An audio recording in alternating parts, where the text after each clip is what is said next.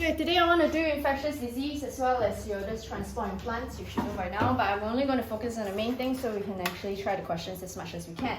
Okay, now first thing is first, we need to go through your two types of pathogens. Please take note. You need to go through your virus as well as your this bacteria. Now viruses, we need to learn the four major structure of viruses. Let's go through. Again, different schools use different terms. So usually my advice, follow your school.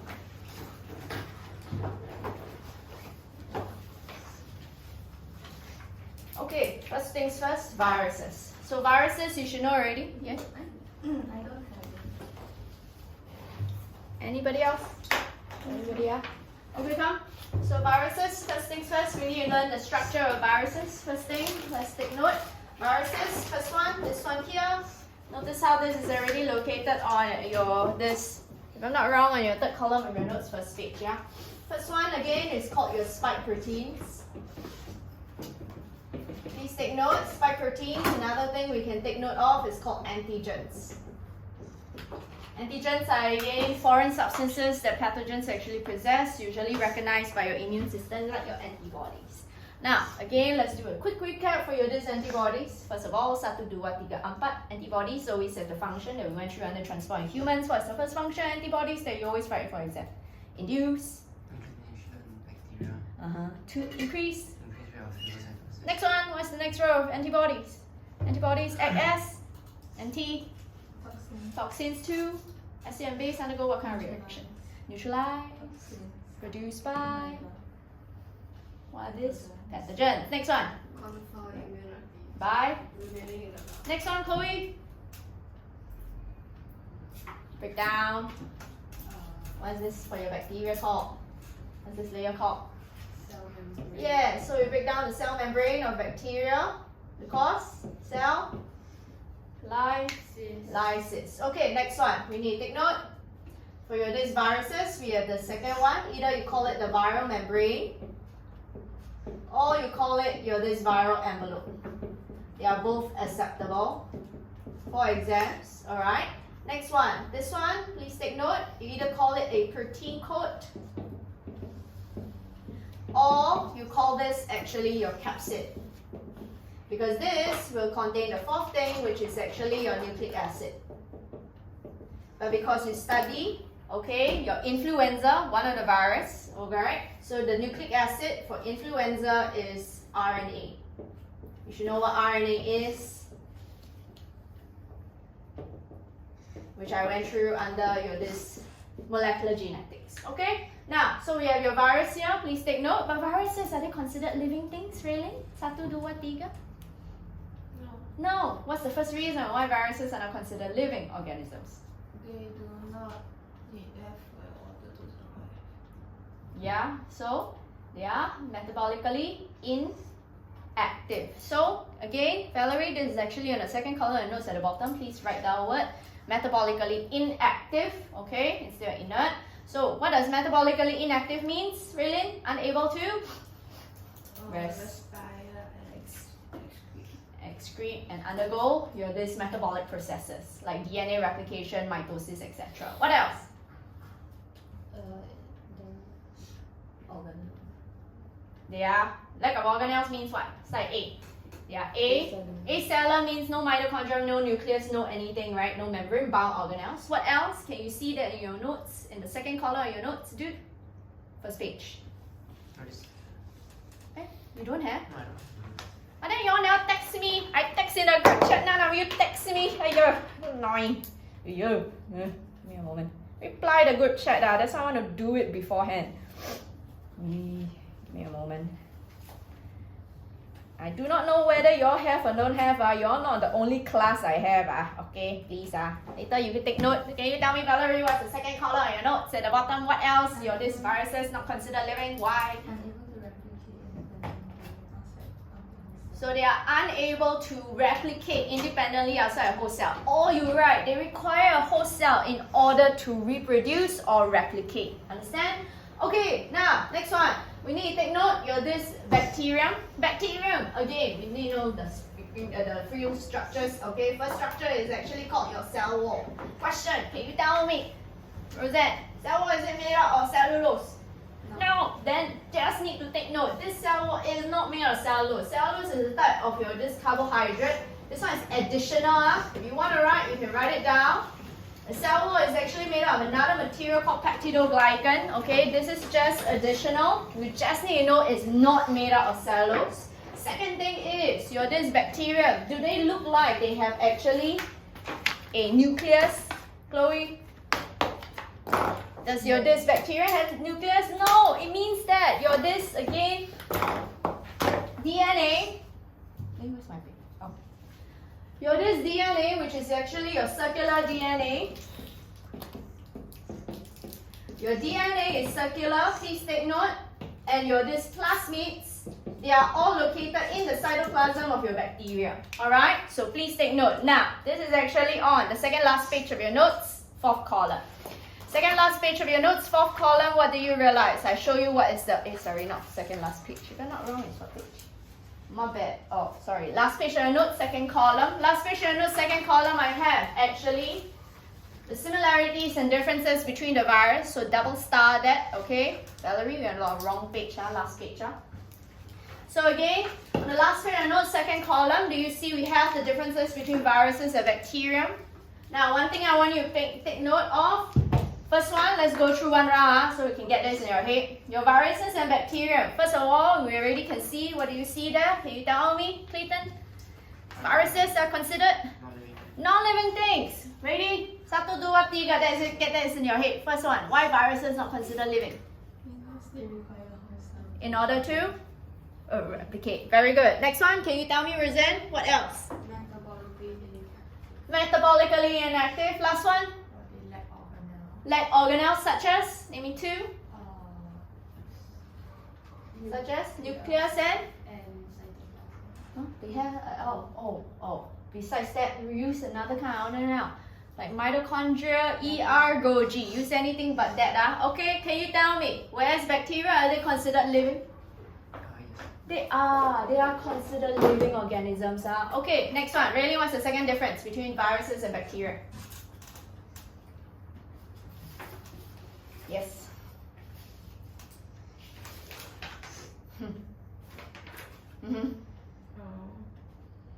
Virus contain either DNA or RNA, but never both. At the same time, but bacteria contain DNA and plasmid. By the way, where do you see your word, this word plasmid? In which chapter? Forgot. You see this plasmid not the first time only in infectious disease, right? Also in another chapter, right? For genetic engineering. Come, those who are marked for the paper 2, the genetic engineering, very poorly done. What is the 3 ingredients for genetic engineering? 1, 2, 3. First one. Plasmid and the bacteria. I know, I already say. I'm talking about what other things you add to your GE. That means genetic engineering process. First one, you need a what to cut DNA. The restriction. What's the keyword that you always describe for the role of restriction enzyme? Restriction enzyme cut the DNA to form sticky ends. What's the next ingredient for GE? We need what? DNA, L, ligase to catalyze what bonds? And only to catalyze hydrogen and phosphodiester bonds to form what kind of plasmid? R when you insert the insulin gene to the plasmid. Recombinant plasmid. Last one, we have this plasmid. Because plasmid, they are vectors. Vectors are supposed to actually transport, and insert back into the bacterium. When you want to insert the recombinant plasmid into the bacterium, what process is that called? T? Transformation. Very good. Okay, now next one. Can you tell me what's another difference between viruses and bacteria? So we can start. Viruses require host. Where's bacteria? Then what does bacteria undergo? Can they replicate on their own? Via what kind of process? Yes. Is it the same as mitosis? No, not the same. Next one. What's another difference between viruses and bacteria? Viruses What do we learn? They have what? What kind of structures do they have? Viruses have spike. Continue. Spike protein, viral membrane, protein coat, And nucleic acid, so they, where's your bacterium left? What do they have? cell wall, cell membrane, cytoplasm, What else? plasmid, and circular DNA. Okay, so please take note. Next one, can you tell me really what's another difference between viruses and bacterium? Virus is Are always. harmful to host cell. Whereas bacterium? Can be harmful or good. Beneficial. Please don't write good. Okay, next one. Okay, last one. What's another differences between viruses and bacterium? How do we actually destroy viruses or viral infections? So we treat the antiviral medication. Or Vaccine. where's bacterium? Antibiotic. Or Vaccine. okay, so now let's get this in our head. 1, 2, 3, 4, 5. Can you now tell me? Oh, my eyes here. What's the first difference between viruses and bacterium? Get that in your head. Viruses require a host cell to reproduce. Wow. Bacteria On the go. binary fission. Very good. Oh, my eyes here. What else? Where's? Okay. What's the 3 reasons why viruses not considered living? Virus is acellular. It is unable to reproduce on its own as a host cell, and it lacks Oh, my eyes here. Goes in. it lacks organelles such as Yeah, 讲了. They are metabolically. metabolically inactive. Very good. Next one. What's another difference between virus and your bacteria? Virus contains either DNA or RNA, but never both. At the same time. Next one. Viruses contain spike proteins. Oh, Viral I want another one. Not the one that you mentioned. Viruses are harmful to Always. always harmful, Where's? whereas bacteria can be harmful or beneficial. Very good. Next one. Virus. Her point. Viruses contain what structures? Spike. Bro. I don't want that one. Damn. Virus. No. You do that one. So viruses contain what? Spike. Spike proteins. Oi. What else? Oh. Here. Viral. Consists of genetic material and spike protein, What else? One more. And capsid envelope. capsid and viral envelope. They are different. I told you this is your capsid. This is viral envelope. Whereas bacteria, what structures? Oi, my ass here. If not, I make you repeat again. Cytoplasm. Genome, Cell. Cell wall. What else? Cell membrane. What else? Mitochondria. Huh? Where? Don't have. Ribosome. Huh? Where? Don't have. Circular. DNA. And plasmid. okay, so please take note. Now why we say that is because I don't want you to focus on the ribosome. The third that is for your this what do you call that? Antibiotics. Okay, now anyway, let's move on. Another one I just want to point out, this is additional, okay? Your viruses, okay, that the way we actually cure viruses is either by your this vaccines or your antiviral medication, or bacterium is antibiotics, or your this again vaccines. But let's go through the viral infections, because in your syllabus you are expected to learn 2 types of pathogen infections. Can you flip to the first page of your notes? The first one I want you to take note is your influenza.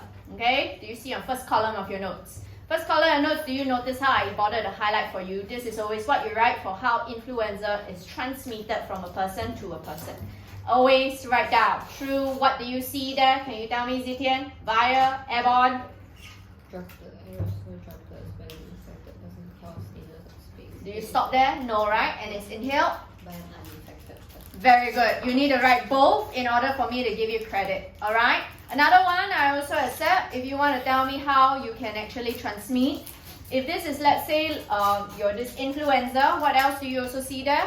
Can you tell me, Clayton? Indirectly, when you're uninfected, it's infectious with surface with virus on it. Yes. Again, God touches a contaminated surface with virus, but do you stop there? And he touches his? Nose on it. So can you help me write? Eyes, nose, mouth, include the word eyes. Okay, so take note. Now, if I were to say any other diseases, like again, you will be studying your this repro in humans. Okay, one of the other disease that you will learn is AIDS. It stands for acute immune deficiency syndrome. Okay, this is also transmitted by another virus called your HIV, human immunodeficiency virus. Understand? So again, the only way this one can be transmitted is it again exchange of bodily fluids through sexual intercourse, or even baby receiving from your this mother across the placenta, or even receiving milk during breastfeeding. Alright, so please take note, this is also another one I'll go through in detail when I go through humans, reproduction in humans. Clear? Okay, moving on. Next one. We also need to learn another disease that is caused by bacteria called pneumococcal disease. Pneumococcal disease, how do you actually tell me how you transmit pneumococcal disease? Valerie, first page of your notes, at the bottom. True? Through direct contact and respiratory secretion. Like? So again, like the saliva or mucus. So please take note, how do we actually transmit this through disease? Okay, now anyway, let's go through the main ones. So the main ones I want to talk about is actually this bacterium. For those who just received your notes, please take note, we need to learn how this antibiotics actually work. For some of you, this is actually not in your notes at all, so I'm doing as a revision now.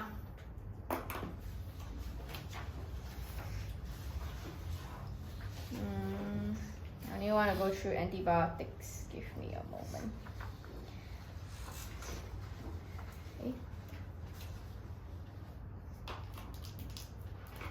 Okay, so antibiotics, right, they always target 4 things.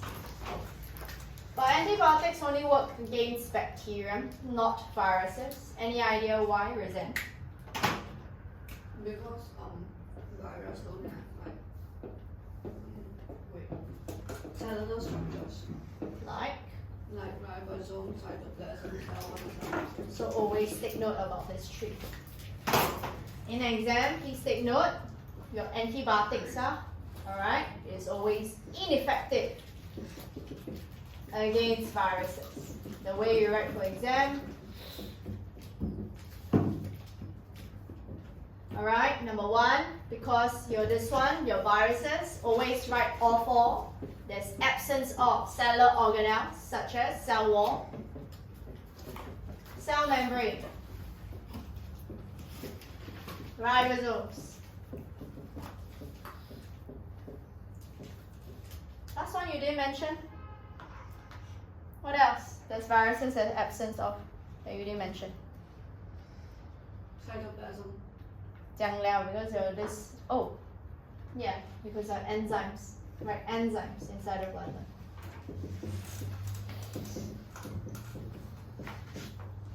Okay, now again, let's do as a recap for the rest of you. You already should know this, but those who just received your notes, you do not have this. Okay, now so find some space to actually write this in your notes. The first thing, your antibiotics, how it actually targets, do know it actually inhibits the cell wall. An example of an antibiotic you can write in your notes is called penicillin. Alright, so how does this antibiotic actually target so that you can inhibit your cell wall? First one, you should know already when your cell wall is actually weakened. Okay, so this antibiotics will actually prevent synthesis of cell wall. But you should know your bacteria is always dividing, so you always need to synthesize cell wall. So imagine, right, how come this will kill the bacteria? Because when water enters via what process, Roseanne?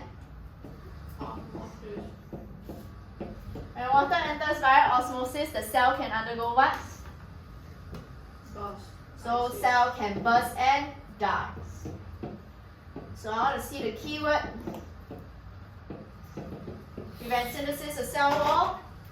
So when enter via osmosis, cell will actually burst and die. Okay, so take note. Number 2, what else does it also inhibit? Can you tell me, Chloe?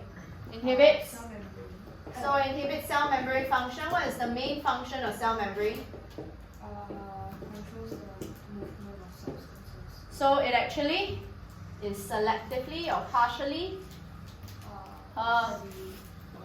Yes. Okay. So the idea is these antibiotics will break up cell membrane. When you break up cell membrane, okay, so the bacteria will lose its partial permeability. Now, how come if I lose the partial permeability of cell membrane, it's bad, Chloe? Then Any? substances can enter the cell. So can it be harmful substances as well? Okay, so again, allows any, okay, substances to enter cell. Can be harmful substances as well to kill bacteria. Alright? Next one, really, my eyes here. What else does it also inhibit? Which you mentioned. Inhibit polypeptide. Huh? Polypeptide synthesis by ribosome. So it inhibits protein synthesis by ribosomes. Question. Ribosomes catalyze what reaction? We learn under GE. Genetics. Chapter. What does ribosome catalyze? Synthesis of what process? Alright. GE, how do we make proteins? Through two process. What are they? Start with T. Both of them start with T. Trans something and trans something. I say you must know the name. Trans. Great. Shen. Don't tell me you don't know what's transcription. You are expected in syllabus to know. Transcription is made from what to what? The N The amine. A to Oh. what? Help her. Transcription is what? Made from what to what? DNA to RNA. Where's your translation is made from? RNA to what? Polypeptides. Please go and study. I will be revising again. Now anyway, when you inhibit your this synthesis, again, what happens is that you prevent ribosome from synthesizing your these proteins. So when you prevent translation, alright, this will actually disrupt protein synthesis.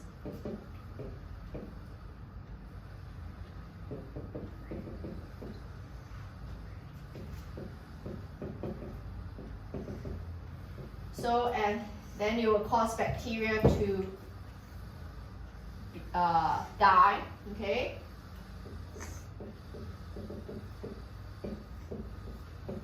Since it's unable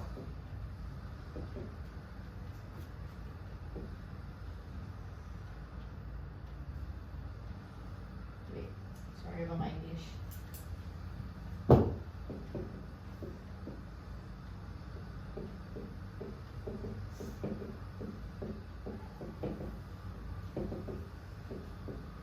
Essential proteins for survival and die.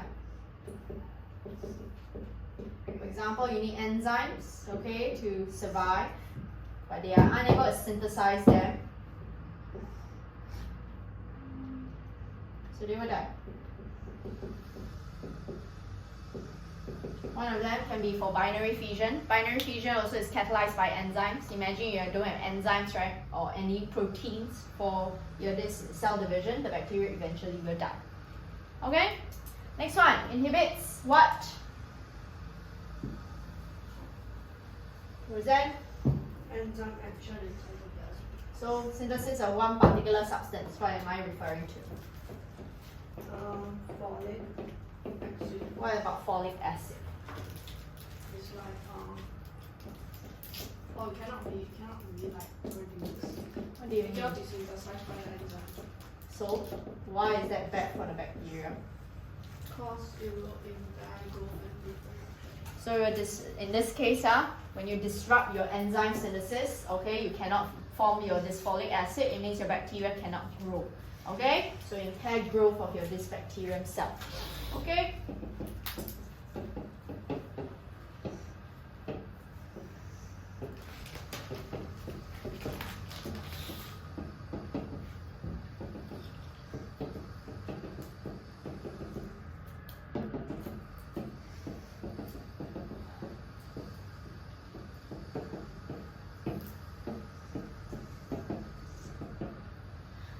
question. Chloe, can you now tell me? Usually, right, when we have this antibiotic medication, there are some precautions I need to take in order to prevent, okay, this antibiotic resistance. Can you tell me what are some precautions? 1, 2, 3. Tell me some precautions we need to take whenever we consume these antibiotics.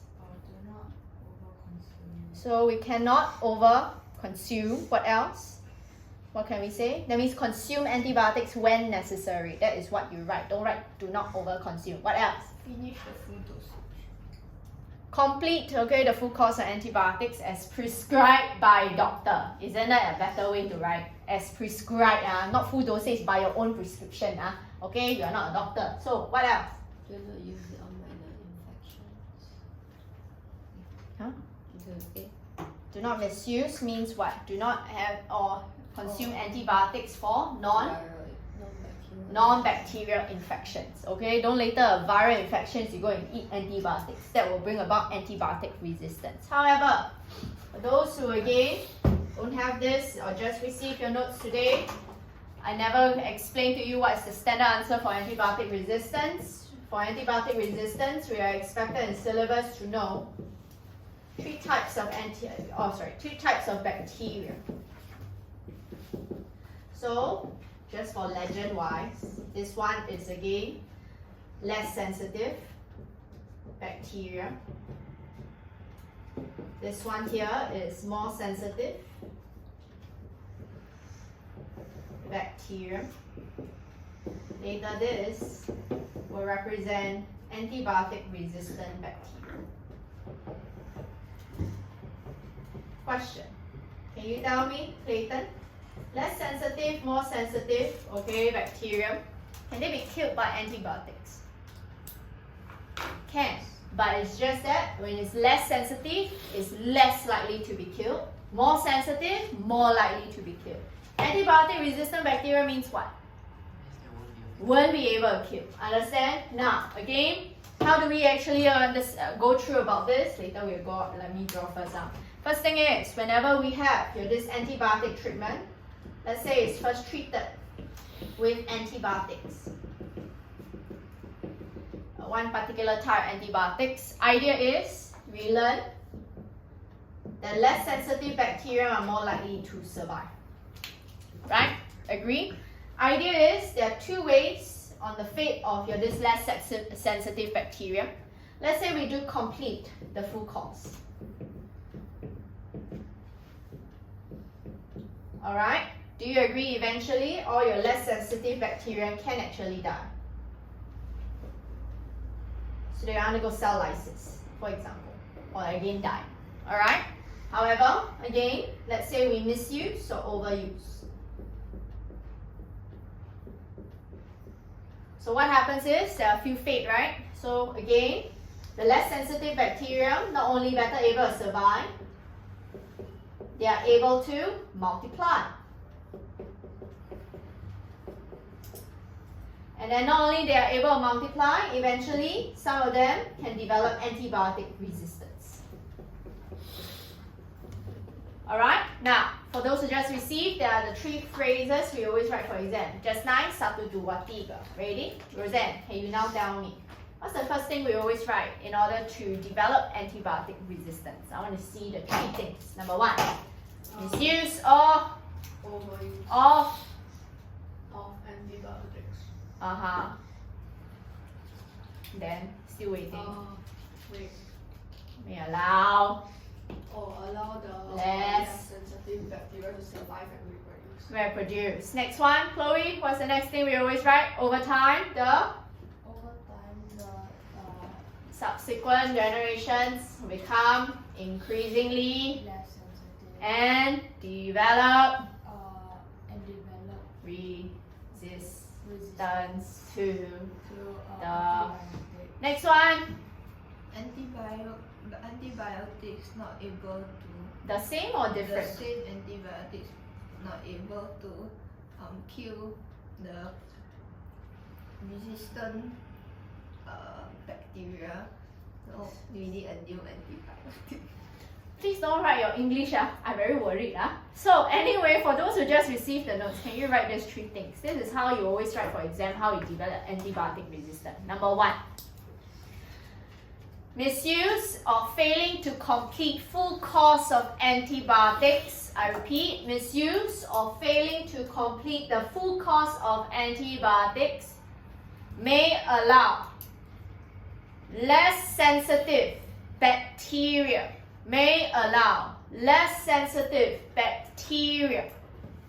to survive and reproduce.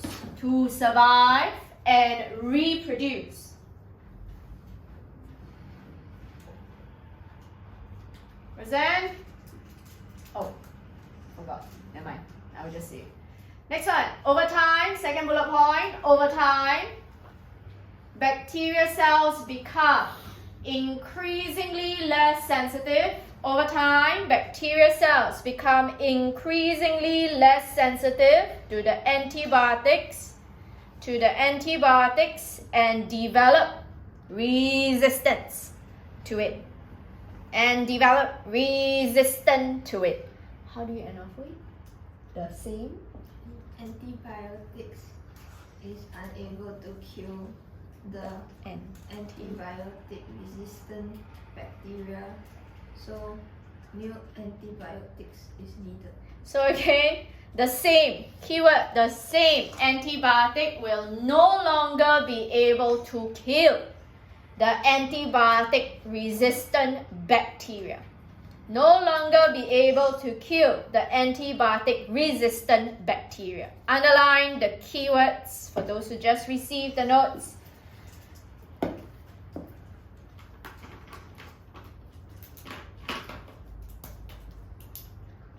May allow less sensitive bacteria to survive and reproduce. May allow less sensitive bacteria to survive and reproduce. Number 2, become increasingly less sensitive,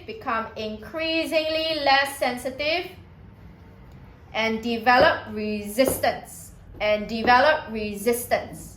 Number 3, same antibiotic no longer be able to kill antibiotic resistant bacteria. Same antibiotics may no longer be able to kill antibiotic resistant bacteria. Understand? Next one. Okay. Let's talk about vaccines. Does vaccines work for both viral medication, viral infections and bacterial infections? Can you tell me, Chloe? Does vaccine work for both viral and bacterial infections? So my question is, what is vaccine? They contain the Yes. They contain agent that resembles or antigen that contains from a microorganism. Again, vaccines, right, just to let you know, okay, you can write at the side where you see vaccination. So a vaccine, right, contains a antigen of a pathogen to prevent infectious disease. How, really? How does your vaccine prevent infectious disease? They stimulate the white blood cells to produce a lot of antibodies. Yes, so can you help me write at the side where for your definition of vaccine? So vaccine contains an antigen of a pathogen and stimulate white blood cells to produce large amounts of antibodies.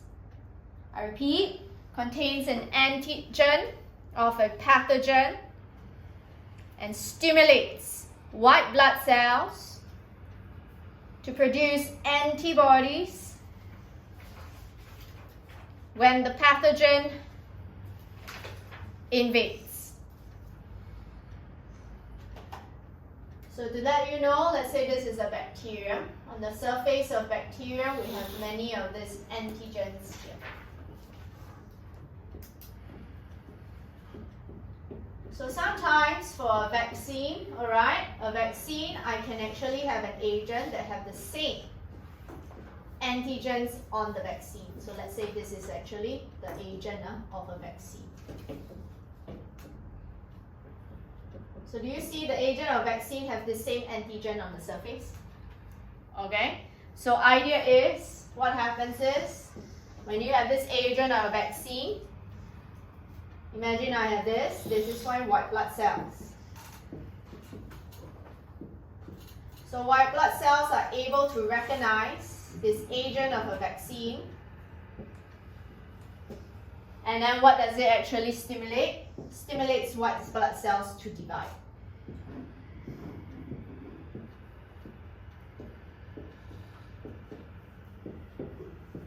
You divide, you form many copies. And at the same time, you actually stimulate your white blood cells with two things.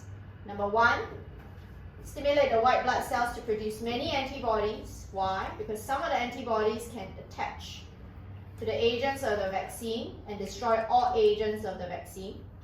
Alright? Some of the white blood cells can remain in the body and confer immunity, right? From what we learned for this antibodies function. Another thing is, some of these white blood cells will become what kind of cells, Zitian? Memory. From immunological Memory cells. So it's to confer immunological memory. Again, for those who just received, there are 3 things for you to always write in exams to describe how vaccines actually protect or prevent viral infection or bacterial infection. Ready? Number 1. First one. 1, 2, 3. First one, what do you always write? How vaccines actually prevent infection. Yeah. Vaccine contain an agent that resembles pathogens and they stimulate white blood cells to produce more antibodies, and the antibodies will bind to the agent and destroy the agent. Okay, so number 1, from what she said, so when vaccine enters the body, keyword she's missing is complementary. Complementary antibodies of white blood cells bind to antigens. I repeat, complementary. Okay, do I need to repeat? Okay, so I repeat. So when vaccine enters the body, complementary antibodies of white blood cells bind to antigens and stimulate white blood cells to divide. I repeat, and stimulate white blood cells to divide, to produce more antibodies. To produce more antibodies. Second bullet point, what do you write? Zitian? Antibodies can? What do you see? No, haven't yet. Antibodies? So we'll bind to antigens or this bacteria, then what do they do? Stimulate to reproduce and Okay, never mind. Antibodies can destroy agents of vaccine by binding to antigens. I repeat, antibodies can destroy all agents of vaccine by binding to antigens. Last one, Roseanne, what do you always write? Some? White blood cells remain in the blood as memory cells. And why? Why is it important to remain in the blood as memory cells? To respond? To respond to a future pathogen attack by producing huge amounts of antibodies. To destroy them before they cause harm. Okay? So last one, can you write? Some white blood cells remain in the blood as memory cells. Some white blood cells remain in the blood as memory cells. Keyword, to respond readily to actual pathogens. I repeat, to respond readily to actual pathogens by producing large amounts of antibodies,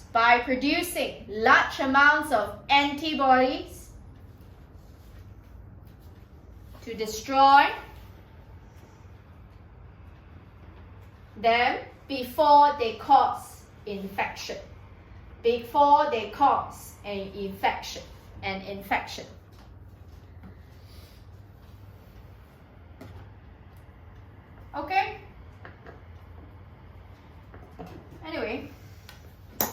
So these are the main things you just need to take note for this chapter. It's very straightforward. But you should know me by now. We're gonna try some questions which I really want to do. Educational kind, so we can actually practice. Can you help me pass down, please? Each one take one, each one of you. Again, we'll do respective questions. Usually for this topic, right, it's quite straightforward. The ones that I go through are the main things I want you to focus for this chapter. Okay, now let's start with the first one. Again, do you see we have again question 3. By the way, Clayton, Roseanne, and Raylene, I want you to try question 3. Next one, do you see we have question 4? Because I want to talk about the data analysis. The rest of it, you can use it as studying material. Answers is already going to be provided for you. Again, each one of you will do your respective questions because my goal is actually to do the data analysis. Okay? So I repeat, Valerie, Chloe, and Zetian, you'll be doing question 4. The rest of you, I want you to do question 3.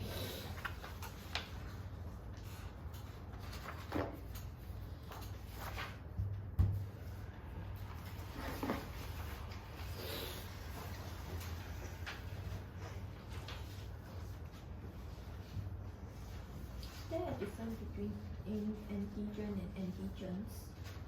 Plural and singular. Antigen like G-E-N and antigen G-E-N-T. There's no antigen G-E-N-T.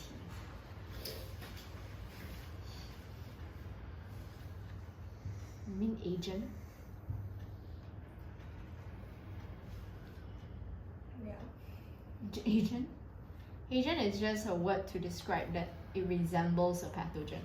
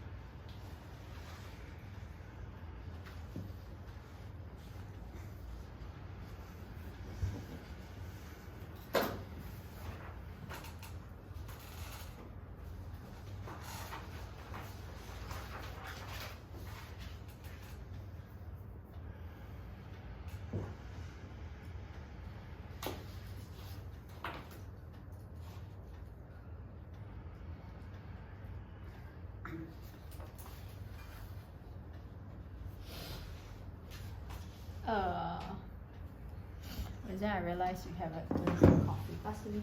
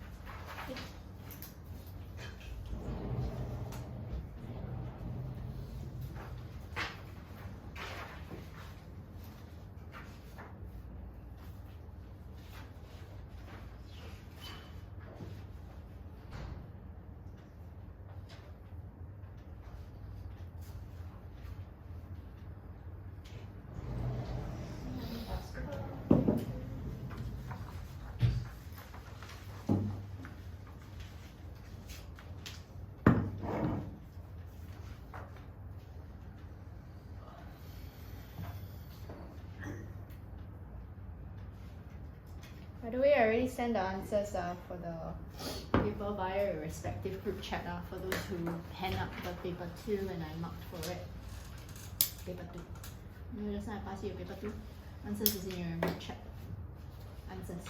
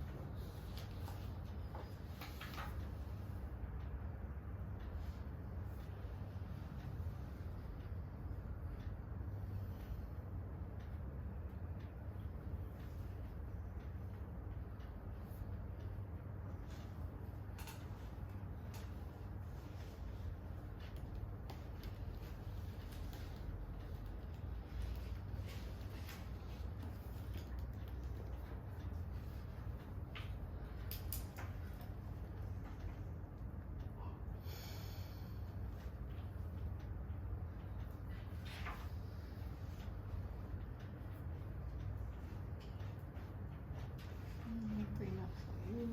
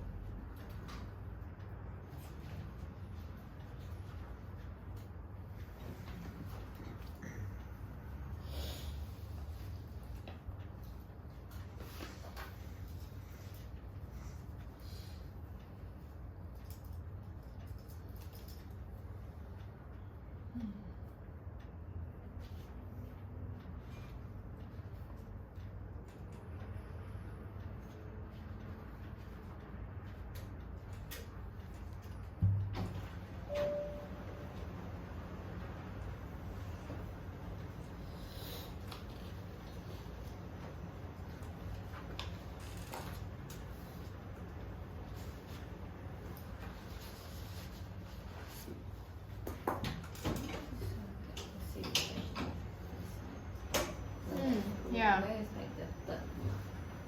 Like, which one is like the third tree? I thought there was like 3 trees.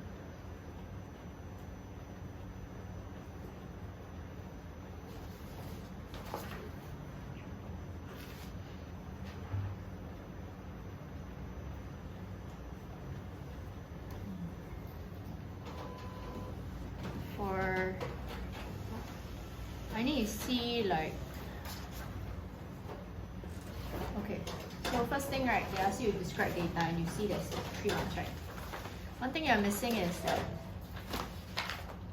you say from this resistant to this increase sharply, but do you agree, right? You also can mention like from 1983 to 1989, okay? Is there any record for resistance for the resistant infections? No, right? Agree. So there is also one more thing that we mentioned, that from 1983, there are actually more than 3 sets of data, okay? There are actually 3 sets of data you need to mention. This one is not what I'm looking out for because, let me see. This one, there's one that you written that I never give you credit. Let me see why. Cannot remember. Decrease drastically. It wasn't in the answer that we are looking out for. Decrease drastically. Let me think.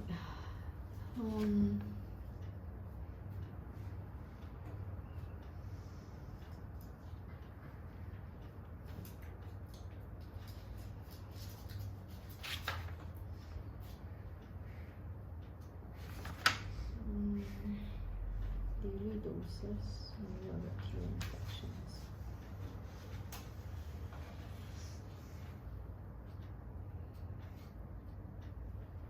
I think they look out for the peak instead of decrease drastically. I think they wanted the peak that is at 1989. So in 1989, you can see there's a peak, right? I agree. So we are looking out for that. So like the peak and then like the Or you can tell me the peak that is 1993. Okay, 1993 there is also a peak at 180 bacterial infections per 1,000 people. Okay, so I think they are looking out for that. That's the data we quote. Instead of just decreasing drastically, because we have one increase, one decrease for the bacterial infections, right?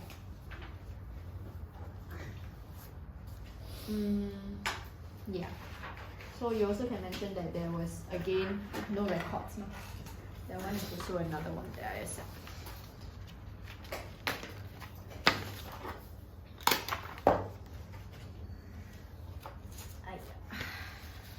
By the way, those who do not have the transport and plants, who do not have transport and plants notes, you pick one first. Okay, give me a moment, I'm printing for you all the notes. Here's the notes from last week.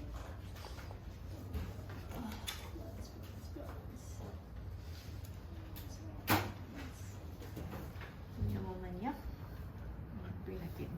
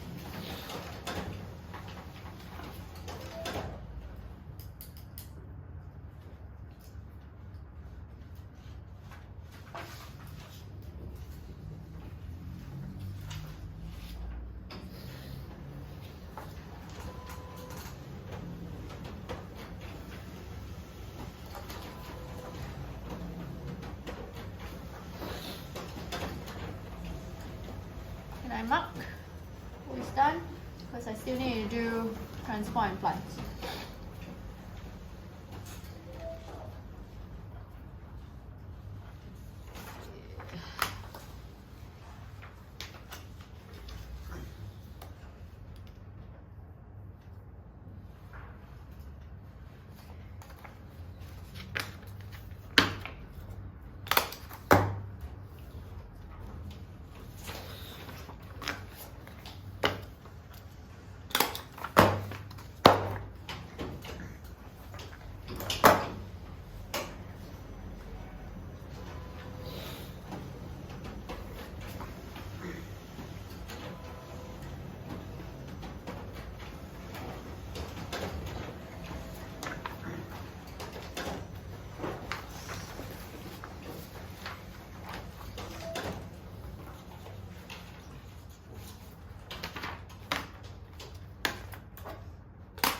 There you go. then for like this factory, then what are you looking for? He asked you for reasons why bacterial infection in 1993 to 1995, why will they decrease? So for example, anything that account for why this antibiotic resistant bacteria can actually decrease. Idea, I can accept maybe they administered vaccine, because vaccine is the one that will not have antibiotic resistance, right? Or another one, again, there is more awareness to completing the course and preventing misuse. The idea is that you need to give me how many reasons? At least 2. So how come I will not accept this? Because number one, I don't want to see quotation data.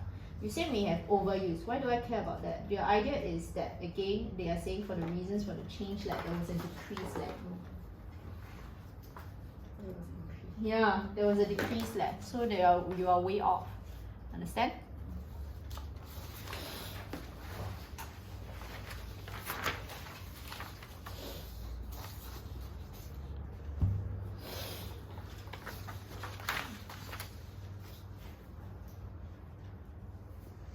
Another one I also can accept is like maybe they have new antibiotics, right?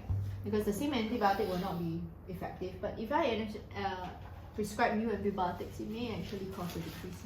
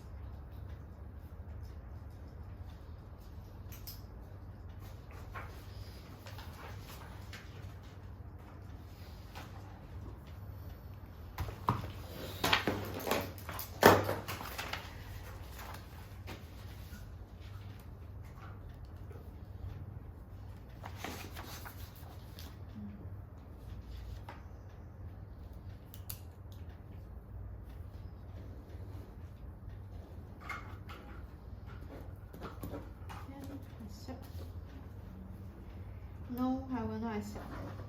Again, from what your mistake is from the previous question, they ask you for the change. Change, you must write plus or minus sign. Because of the missing minus sign, because it's a decrease, I only can give you maximum number.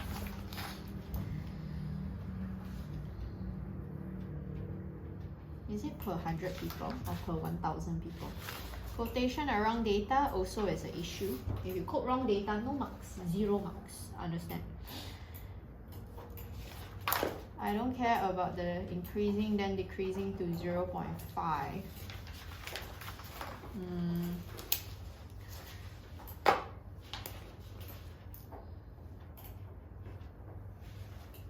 But you also quote wrong data, so also one more thing. Even though you did mention to 2.8, but you quote wrong data, I can't give you the credit. Next one was an increase in number of bacterial infections resistant to antibiotics. Again, per 1,000 people.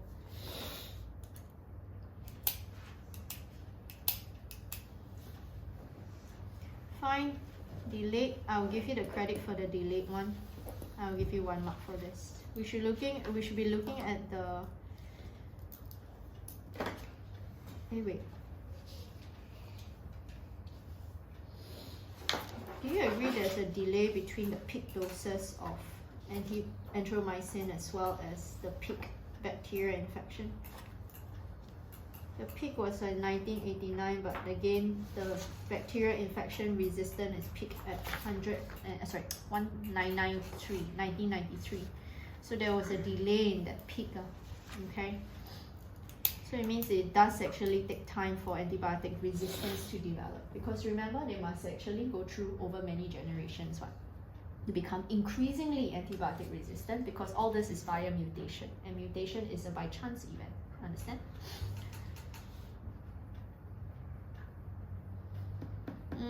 You say they stop misusing. Fine, I will accept.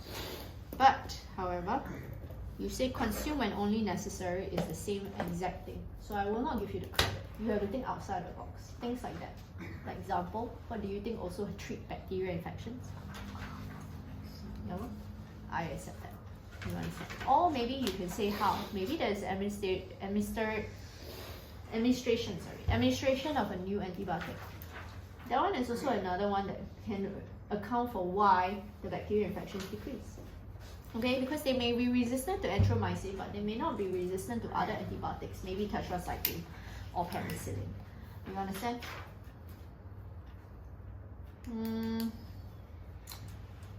Either you say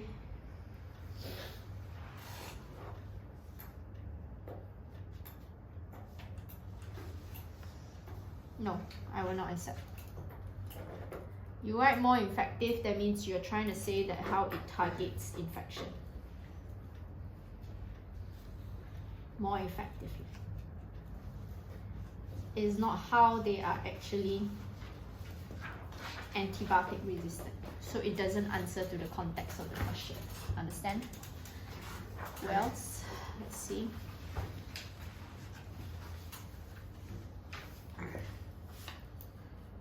Fine.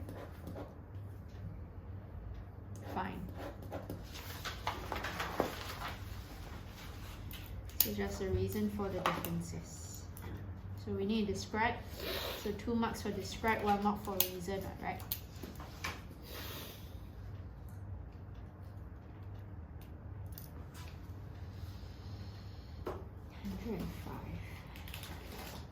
Higher than the rate of people.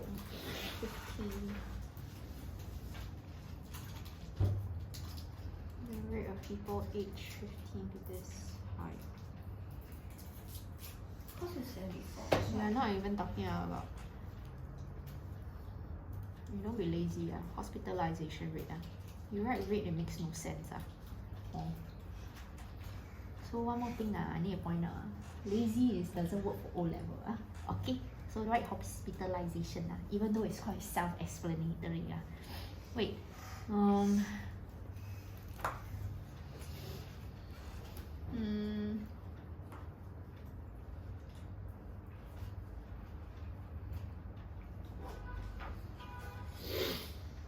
Fine, accept.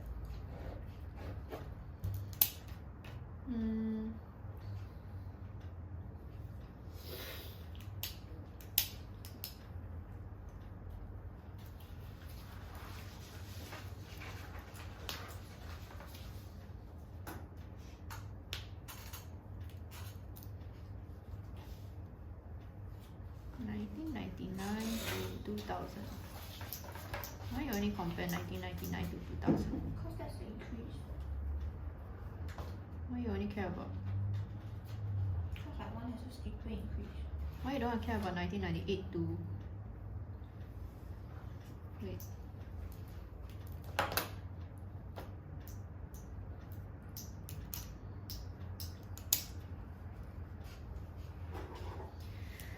You say right, they have weaker immunity, okay, get infected, fine.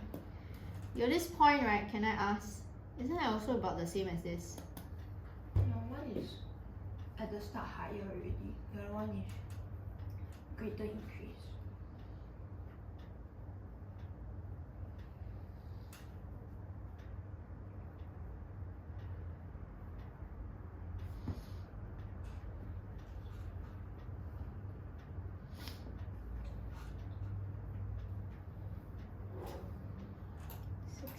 To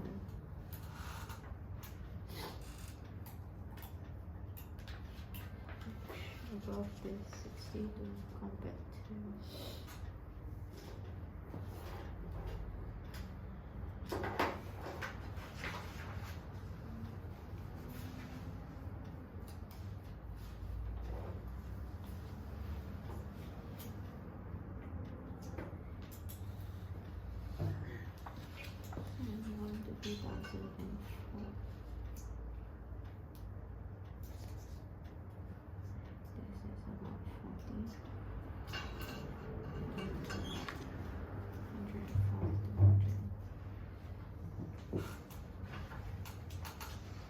60 minus this is 62.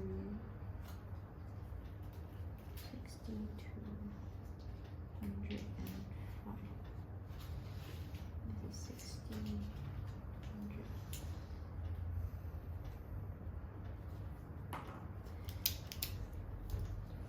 No, I will not accept. You say steeper increase for this. It doesn't show.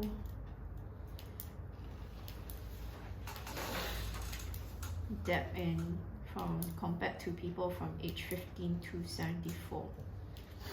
I will rather just ask you to compare this one, the range here, because you're this one. A lot of times teachers will just say that this is actually considered as the same point, because there you can see clearly two sets of data, and I told you already, usually you have to use the x-axis as a guideline. You only compare the same type one increase, then the other one steeper increase, doesn't make as much difference, you know what I mean? Because you did mention why it's higher than this, then later steeper increase is also saying that it's higher, right? Essentially. It's just that you are talking about the gradient only one. But you are missing out is this part. So the thing is, how come, like for example, right, there is larger, so again, there was a larger difference between the ones with 75 age and above, okay, from 1998 to 2000 and from 2001 to 2004. Whereas this one, there's lesser difference. Now, why is there a larger difference for those age 75 and above in the period of 2001 to 2004? You can say it's like, for example, maybe vaccines was introduced. Vaccines were introduced, okay, to those, there's age with 75 and above. So that's why the, again, annual hospitalization rate decreased.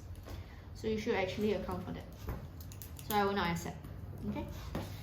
Next one, explain ways, how is this reduced? Again,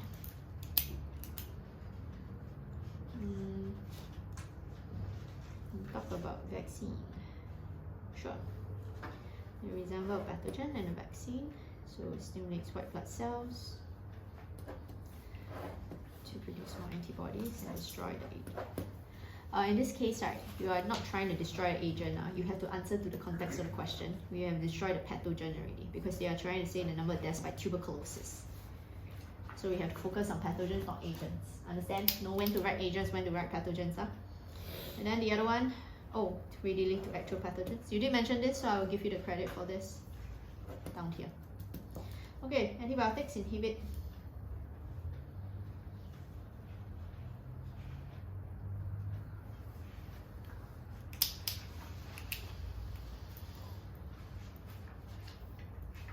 Why you only focus on enzyme? It's only 5 marks. But in this case, right, you have to talk about antibiotics as a whole.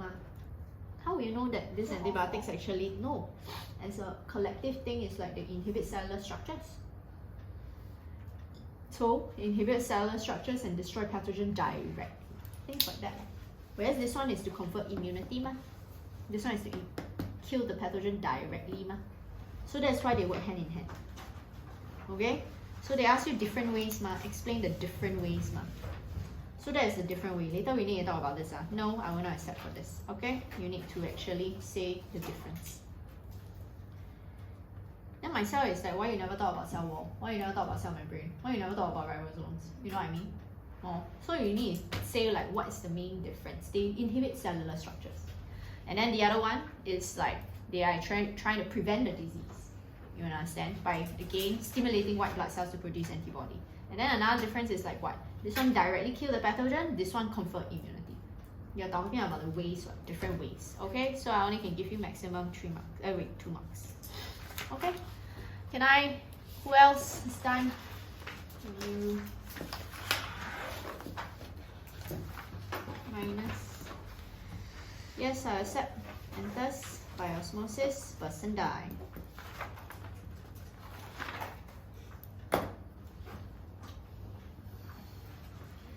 Describe data shown.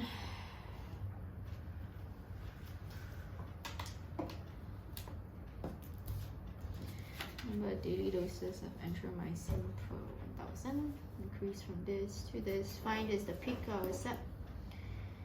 number of doses for erythromycin reaches its peak, whereas the other one, there was 0 number, sure, at least maximum 3 from the period of 1993, fine, give you the marks. Maybe vaccines introduced, fine.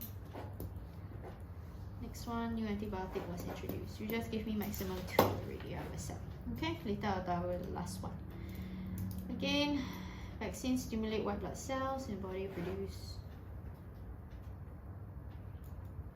Sure. Okay, antibodies and then stimulate this. Because this is just 1 mark, I will give you the keyword memory. Okay, immunological memory, maximum 1 mark. Okay, who else? Ugh. Please do the other question while waiting. Sure, set. Bacterial cells have cell wall, no cell wall. Another one next time you can say is that your bacterial cell does not have nucleus, membrane-bound organelles, and membrane-bound organelles, the other one have. Annual hospitalization for people reach peak of 160. Have a relative lower peak. Fine, this one I will accept. Okay, the other one, rate extremely high. No, this doesn't show me that the rate is extremely high. You need to tell me it was a decrease. From a period of 2001 to 2004, there was a larger decrease in your hospitalization rate in age 75 versus the 15 to 74. That is the comparison of data that you have to mention. Again, what did I say? If you want to actually describe and explain, hopefully you know describe, explain format. Elderly people have weaker immune systems, more susceptible, that is the one to describe. I will give you maximum 2 marks. Another one, your description, you should tell me about the range. Another one I can accept is the explanation for that. Maybe you can say vaccines was introduced. Okay? Again, let's see, vaccines. Prevent, treat, fine, accept. Next one, antibiotics. Act against mycobacterium by inhibiting synthesis of cell wall, fine. Again, I accept. Whereas vaccines, they will stimulate white blood cells to divide, produce more antibodies. I will accept. Another thing is that these vaccines, are they actually, how is the makeup of your vaccine? That's also another difference. You need to talk about that. Okay. Another one is you can talk about what is vaccines. They actually are agents, okay, that resemble pathogens, while antibiotics are synthetic medication. Okay, so that's another difference. All right, I'll give you the maximum 4 marks. Sorry, the next 4 marks. Okay, please, Valerie. No. Antibiotics inhibit cell membrane. Let's elaborate. I will not give. Wait. Fine. Okay. Wait. No, I will not.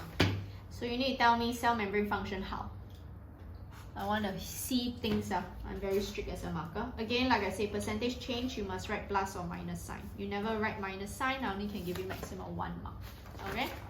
Next one, from 1983 to 1989, daily doses of erythromycin decreased gradually to the peak. Gradually. Sure. To a peak of what? Huh? You never even tell me peak of what? No marks. You never even quote data. You see they say describe and it's figure 4.1. Hook exact data. You never tell me what data to quote. You just tell me increase a peak and then no marks for me. No records in the number of bacterial infections, I'll accept. Okay? So I'll give you maximum 1 mark. Increase in awareness, not to misuse, fine. Next one, you say sure, okay. As an alternative, I will accept maximum 2 marks. Vaccine effective. So why? You are not answering the question. How? How is it more effective? Okay, so 0. You? No? Put data. Do you see how many marks will describe the difference? There are 2 sets of data that is difference, right? Agree? So one is from the period of what? Remember from last week, if you watched the video, I did mention before. Okay, I say that sometimes when you want to put the difference in the trends, you look at the x-axis. Time period is one of them. Okay, so do you see we have a time period of, what's the period? 1980 what something 1989, right, to 2000, and then later 2001 to 2004, right? Agree? Do you see you can call two different sets of data? Okay, the rest of you can try the questions. Okay, first the other question. Got question, use this time to ask. But for the reason, can we say like this? Like the decrease? Yeah, the Sure, can. You can set vaccine. Alright, you, yes, ask. You know, It's one way, right? yeah, one way. Then elaborate lah. I want to see again. It means that what? Water can move in via any substance can enter, right? Agree? Any substance that can enter to harm the cells, will cause bacterial cells to die, ma? Because any substance can go through. Like for example, maybe poisonous substance or ions that actually enter.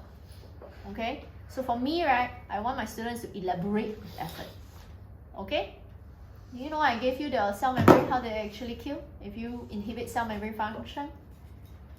So loose, partial, permeability.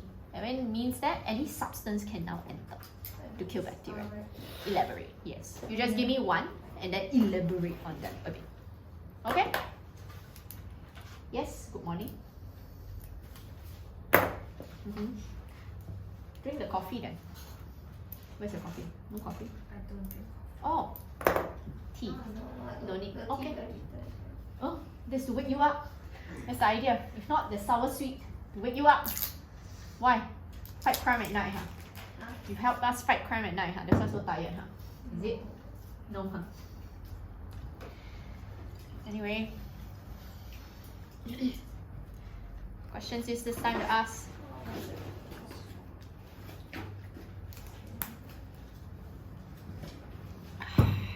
Waiting for you, Clayton, so I can mark and go through. Two more. Is it the blood transport? Like the question is, what's the advantage of double circulation in human circulatory system? Is it so like blood can be transported to all parts of the body? Keyword is what? Oxygenated blood. Can be transported to tissue cells at a faster rate. You know why? Single circulation like fish, right? They have deoxygenated blood sometimes passing through your this hard ones because they will single circulate. That means from your respiratory system to the rest of body, to your heart, to the rest of the body. So idea is that, do you agree sometimes you have transport of deoxygenated blood along to the tissue cells at the same time? Okay, so that is a single circulation. But double circulation, right, we are always making sure that oxygenated blood is always transported to the rest of the body. And then the other side of heart is to try to reoxygenate the blood. So it's actually faster in that concept. Understand? I actually have this in my notes, okay, under the double circulation part, okay, the two advantages. Isn't it about normal? So there's like, cause there's blood flowing at all times. So like the. You also have double circulation blood also flowing at all times. Single circulation blood is always flowing at all So times. it's not about temperature. No. Okay? Nothing about it. By the way, for those who are ready, take note, the paper 2, I given out the answer that I personally marked, okay, to your respective group chat, so you can use that as a study material. Do you see that? No, double circulation. Double circulation.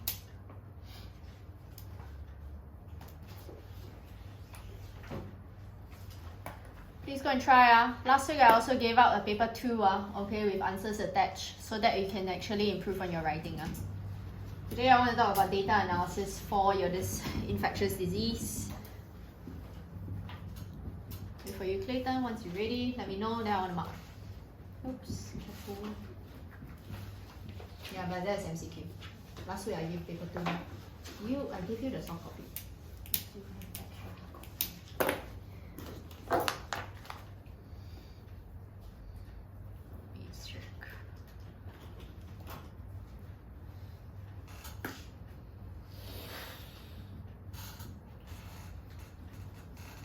Clayton, you need a hard copy for the paper 2? Yes, okay.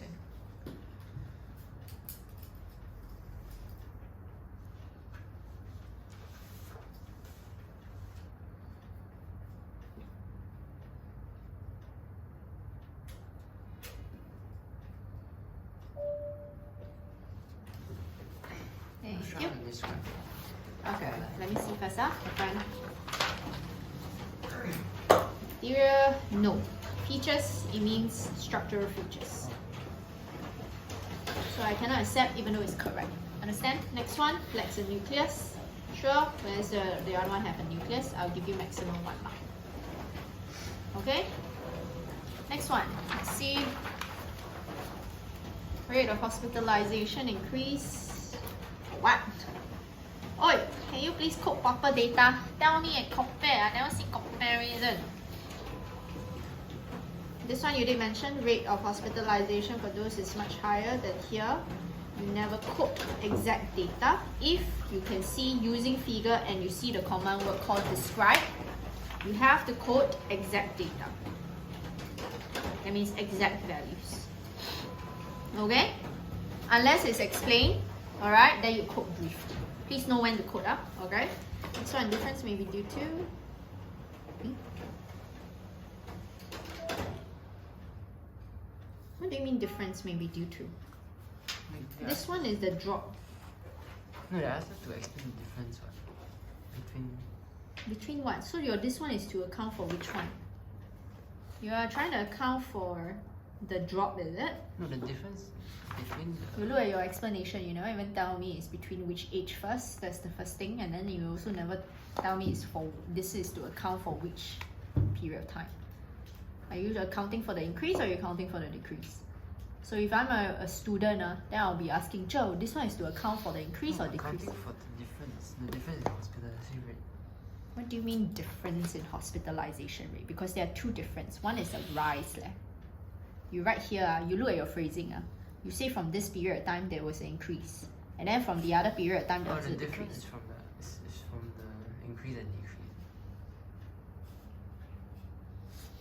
Because Or you are talking about the differences from your increase and decrease.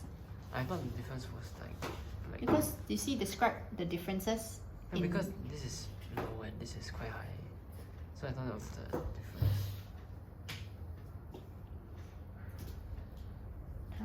difference. This is also high. So the difference high is here. Do you know this higher is to account for elderlies I have a weaker immunity? And then this one, why is there a large drop versus the other one, So the smaller drop? The difference here is for the immunity.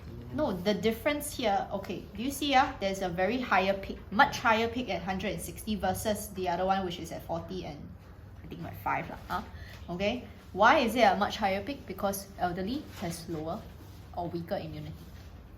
And then the other one, your difference here that you want to say, how come the difference in the drop?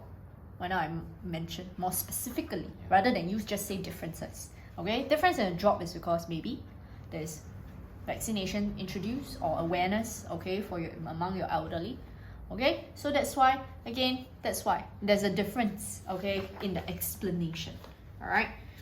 So it's very vague here to me. As a marker, I would think that this is actually a very vague explanation. And the antigen of tuberculosis. Yes, you're trying to stimulate. Tuberculosis is a bacteria. They already mentioned already. Okay, do you see? Tuberculosis is caused by a bacteria called Mycobacterium tuberculosis, not a virus.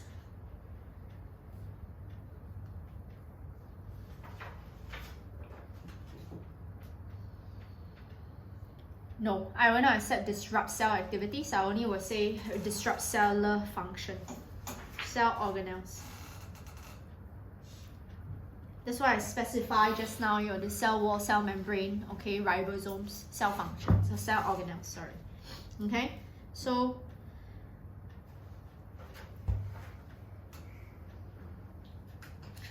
another one you can say, right, one is actually prevent bacterial infection. The other one is to, again, target bacteria or kill bacterial pathogen directly. So there's also another difference. Another difference you also can mention is, like for example, right, this vaccine contains usually an agent, okay, of the pathogen, or then while the other one, which is your antibiotics are actually chemically synthesized medication. So that is also another thing, because they are just asking different ways. Alright, so again, antibodies you did mention. You never tell me inhibit bacterial cell. It's not inhibit bacterial cell, it makes no sense. It kill bacterial cell in that sense. Okay, so I only can give you maximum 1 mark. Oicon class, let's go through. And this is actually behind, but I'll tell you what you need to improve. Okay, now starting with question 3. Question 3, right? Can you please start this question? For me, I'm very strict as a marker. Okay, usually because for this chapter, right, it's quite basic. If they ask you, right, how do you actually again? Oh, sorry, my bad. Question 3 is describe 2 features of a bacterial cell that is different from animal cell. When they say features, I need to point out is structural features. Don't tell me about binary fission versus mitosis. They are different things. Okay. You also don't tell me like what else? No. Okay. Everything else also can. Okay. So again, for your this bacterial cell, if you tell me got cell wall, whereas animal cell no cell wall, I accept. Okay. There's also another structure that's missing in your answer sheet. Okay, which is bacterial cell is absence of centrioles. But animal cells have centrioles. Can you include that into your answer sheet, please? By the way, let's ask, Roseanne, what is centrioles for? We went through this under cell organelles and Cell division. yes, very good. Okay, so you can say how bacterial cell has absence of centrioles, but animal cell has present centrioles. Another one I can accept is that not bacteria has no DNA enclosed. So again, you just need to tell me bacterial cell has absence of nucleus, okay, but your this animal cell has presence of nucleus. That one will also give you credit. Another one I also accept is bacterial cells has circular DNA, but animal cells has linear DNA. That is missing in the answer sheet, so can you help me include? So I repeat, bacterial cells has circular DNA, but animal cells have linear DNA. This is for question 3A. Okay? Okay, now, anyway, let's talk about the data analysis. So data analysis, you notice how using the figure 3.1, what must I always do, Chloe? Because I never get a mark for you for this. Code data. Must I code exact data?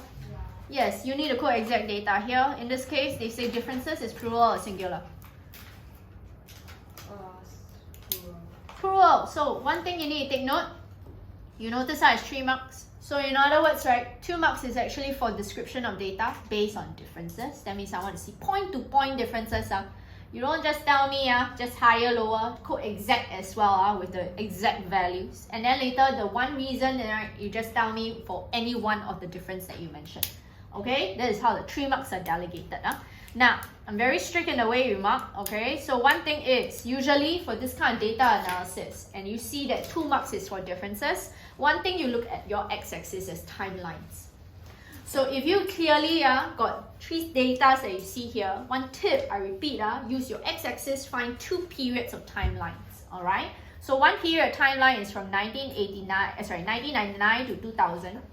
The other period is 2001 to 2004. I can accept these timelines here. Okay, so one thing is, either you compare the highest peak, okay, which is at 2000, and then you can compare like the decrease. Alright, so again, like the answer sheet is already provided, but I'm going to give you an example. An example is, you can tell me from 1999 to 2000, okay, your this hospitalization rate for people aged 75, okay, increases, okay, from what values? 105 to 160, or you can say peak at a higher at 160, okay, compared to 50, alright, and 5, okay, from ages 15 to 74, alright. Again, one reason to account for this, any idea, Valerie? So do you see the higher peak for 75 age and above? Why higher? Why people at higher, 75 age and above are more likely to be hospitalized? One reason could be what? They are weaker immune against infections or diseases. Okay, I will accept that. Another one, you notice how, again, from 2001 to 2004, there's a larger decrease for annual hospitalization rate for age 75 years and above. Please take note, if you never write per 100,000 people, you also will be penalized. Okay, you have to quote exact data, whereas the other one have again smaller decrease. Reason why, you can use anything, like for example vaccination, to provide immunity or confer immunity for your this elderly. Okay, yes. Oh, go. Okay, so take note about this. Any one of this, as long as you give me one reason for any one of the difference, I'll give you the credit. Answer sheet behind is quite self-explanatory, so I just want to move on. Now, for this, I don't know why it's worth 5 marks. To me, it's 6 marks because you have to tell me 3 differences. Okay, and I want to see point-to-point difference. Each difference that you mention is worth 1 mark, so it's 6 marks. Can you help me change this to 6 marks, please? I know they are missing the last one, so I'm going to show you what's the point-to-point difference. They already say how to reduce the number of depths. So the first one you can write is that your vaccines. Can you help me write? Okay, that is a better answer because the answer sheet behind is not very good. So you can say how vaccines, okay, vaccines help to prevent tuberculosis disease, while antibiotic destroy tuberculosis bacteria. I repeat, first one, this is worth 2 marks, point to point. Vaccines prevent tuberculosis disease. You can say by conferring immunity, I will accept. While antibiotics destroy tuberculosis bacteria. Second difference, point to point, also worth 2 marks. You can say how vaccines stimulate white blood cells to produce antibodies quickly in response to pathogen. I repeat, vaccines stimulate white blood cells to produce antibodies quickly in response to pathogens, while antibiotics inhibit cell organelle functions.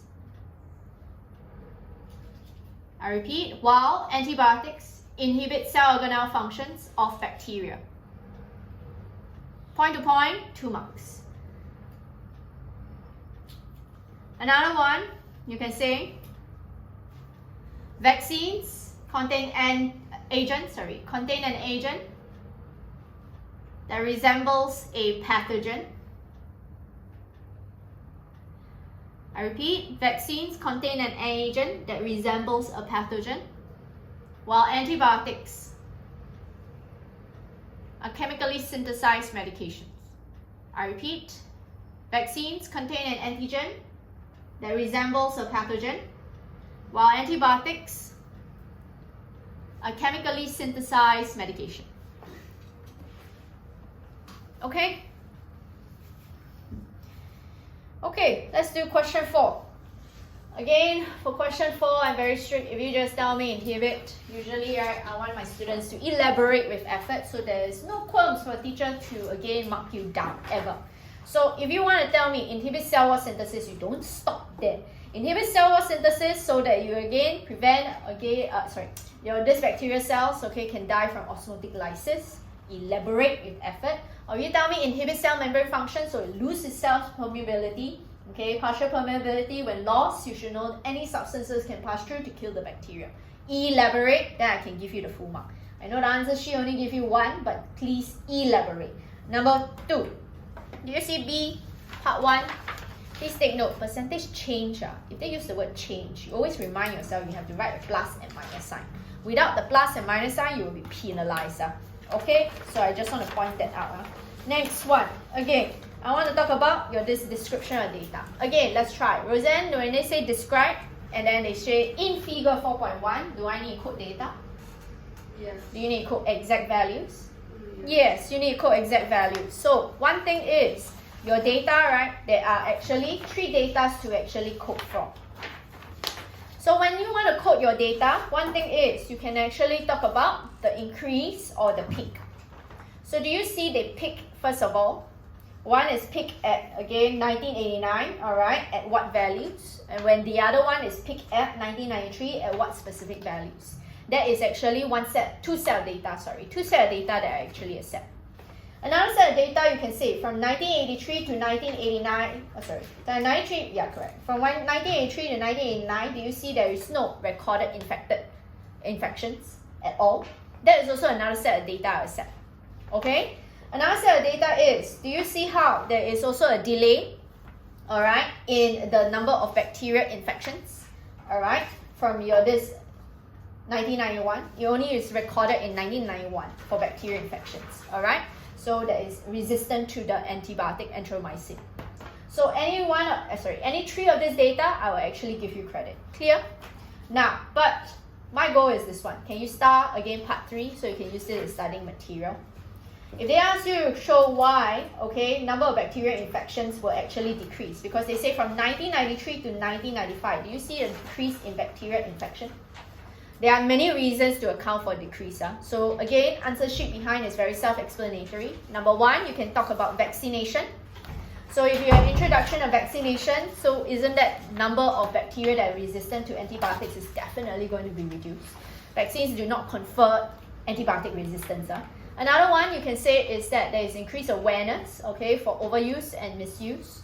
Alright, so fewer people are overusing or misusing your antibiotics. I also will give you credit, because that will help in helping in antibiotic resistant bacterial infections to decrease.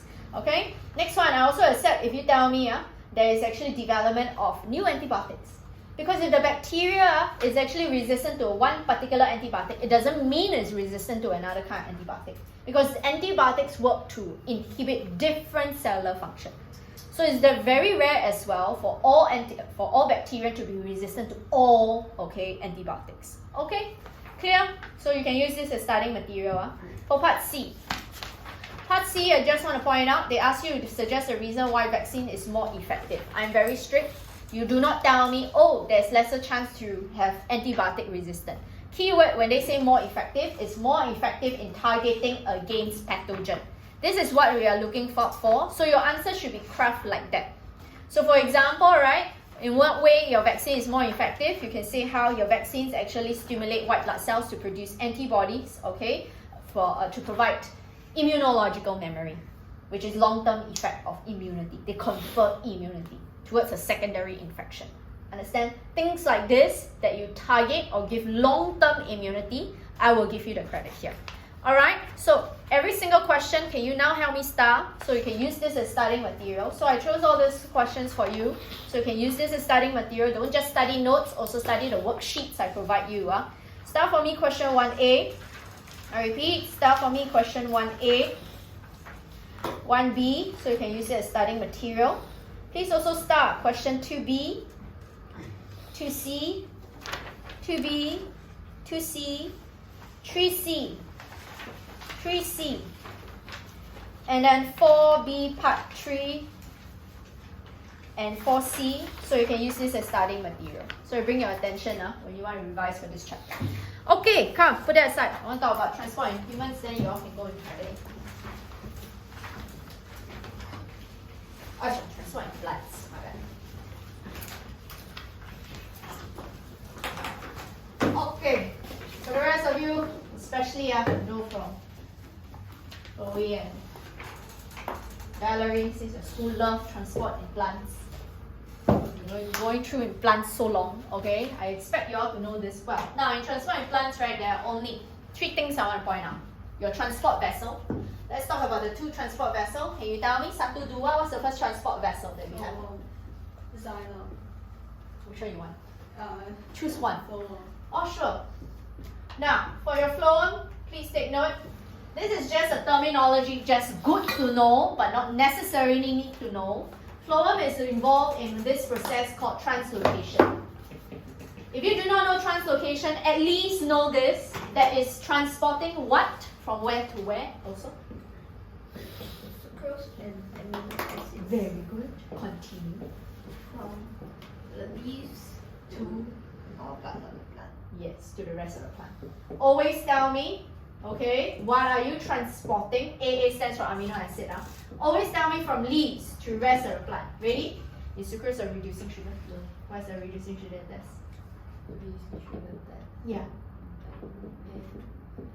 The guy's name. Benedict solution. So in the reducing sugar test, what we observe is the presence of sucrose. No, the Solution remains. Yes. Next one. Clayton, can you tell me if there's presence of reducing sugar? Name me the other 5 reducing sugar that we learned. Get ready, 1, 2, tell me the steps of reducing sugar test. Yes. Yeah. Yeah. Sorry, what is it? Cannot hear. Fructose, yes. Last one. Start L. Yes. Okay, we not done anything. We already know, got reducing sugar, what's the color? Reducing sugar, color. Blue color. 你的头 Blue coloration. No, your head, the PPT is what color? What PPT? Enough of your right. If you want to build a house, you know the 3 little pig? The house that will not fall down is what? Made out of what? Brick red. Yeah, okay. A brick red solution. PPT. Yes, okay. Now you tell me, what's the step? First step? Must play Pictionary, huh? Okay, come, play Pictionary. Number 1. What is this? Testing. This is, again, how many? Okay, sure. 2 CNQ a sample, you add 2 CNQ or what? Okay, next one. Shake the test tube. Yeah, mix thoroughly and then what? And then put it in the water bath. What kind? Boiling. Boiling water bath for 5 minutes. 5 minutes. And then what will we observe? Brick red PPT. Okay, very good. Next one. Now, so this is your phloem. Now, in syllabus, I want you to take note. This is not nutrients in plants, transport in plants. I'm only doing transport in plants today. Okay, so for your this transport in plants, I want to point out your this phloem, you're expected in syllabus. I just want you to take note of 2 particular features of the phloem. Phloem actually have this thing. This is actually called your porous seed plates. Get ready, Chloe. Later you'll tell me the key things that we need to take note for your this porous seed plates. The second thing is, all these are sieve tube cells. Okay, they don't have any nucleus. So know they exist. So all these are sieve tube cells. Sieve tube cells, they do not have nucleus. Because every single sieve tube cells are surrounded by this other cell called what, Chloe? Companion cell. Okay, come. Ready? Chloe, you will tell me the function and you will tell me the function of companion cell. My ass here, ready? My ass here. So, again, can you now... What is the porous sieve plate function? That so that they can both of them write in their notes. To allow uninterrupted flow of seed.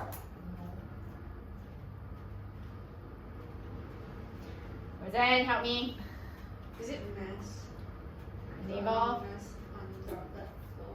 Mass flow of substances with lower resistance. Can you help me write, class? For the rest of you, especially those who just received the notes, this is actually on the second column of your notes at the bottom. Do you see that? Instead of uninterrupted flow of sucrose or amino acids, you write this. Enables mass flow of substances, hopefully you know, mass flow of sucrose and amino acids with lower resistance.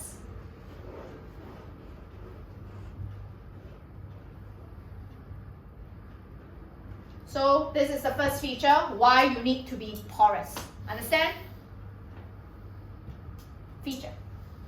Contain a lot of mitochondria Then the answer. to release energy, During. tissue respiration, Specify. aerobic tissue respiration, Aerobic only. Aerobic. aerobic respiration, For what process? release energy, 讲了. So is what? Do for active transport. Again, with more fluency and charisma. So is what? contain a lot of mitochondria, To. release energy, During. Get ready, you will tell me all the ones that contain many mitochondria. to For what for process? active translocation. Transport. Just Since when I teach you active translocation, active transport, already, I want to know all the cells. So far, I teach you so many topics. All cells that contain many mitochondria that also, okay, to release energy during aerobic respiration. Sure, epithelial cell of villi, very good. What do you write for exam? To release More energy during, same thing. during aerobic respiration For active transport. Very good. Name me another cell that also contains many mitochondria that we learn in syllabus. Animal cell. Sorry? The animal cell. 你的头啦。I'm talking about specific cell lah. Again, I give you a hint. Think about which other structures in your body need active transport besides villi. Is it the CVI? Huh? No. Valerie, help me. We went through this last week. Under excretion. Yes. Stroke your imaginary beard. So it's what? I give you a hint. It's under your nephron. Your nephron. Think about what you want active transport. Not sure? Phone a friend. Ring ring. Friend. Can you now tell me? What is it? Proximal convoluted tube. Epithelial cell of proximal convoluted tubule. By the way, is to reabsorb what? You should know. Reabsorb Some water, some. some Oh, is it some or all? glucose, All glucose and all all AA is what? amino acids. Amino acids. That's why you need what process to make sure all is reabsorbed? Diffusion Active transport, right? So, how do you write for exam? Why you need many mitochondria in the proximal convoluted tubule? to release like huge amount of energy During. during aerobic respiration For active transport. Very good. Okay, so please take note. Companion cells is also another one. Now, again, there is the two structure features of phloem I want you to take note of. Next one, this is your xylem. Can you now tell me, Chloe? Xylem are living or dead cells? Living. Okay, your xylem, you say living, I don't know why. Let's see whether you recall. What's the first structure feature of the xylem that we emphasize?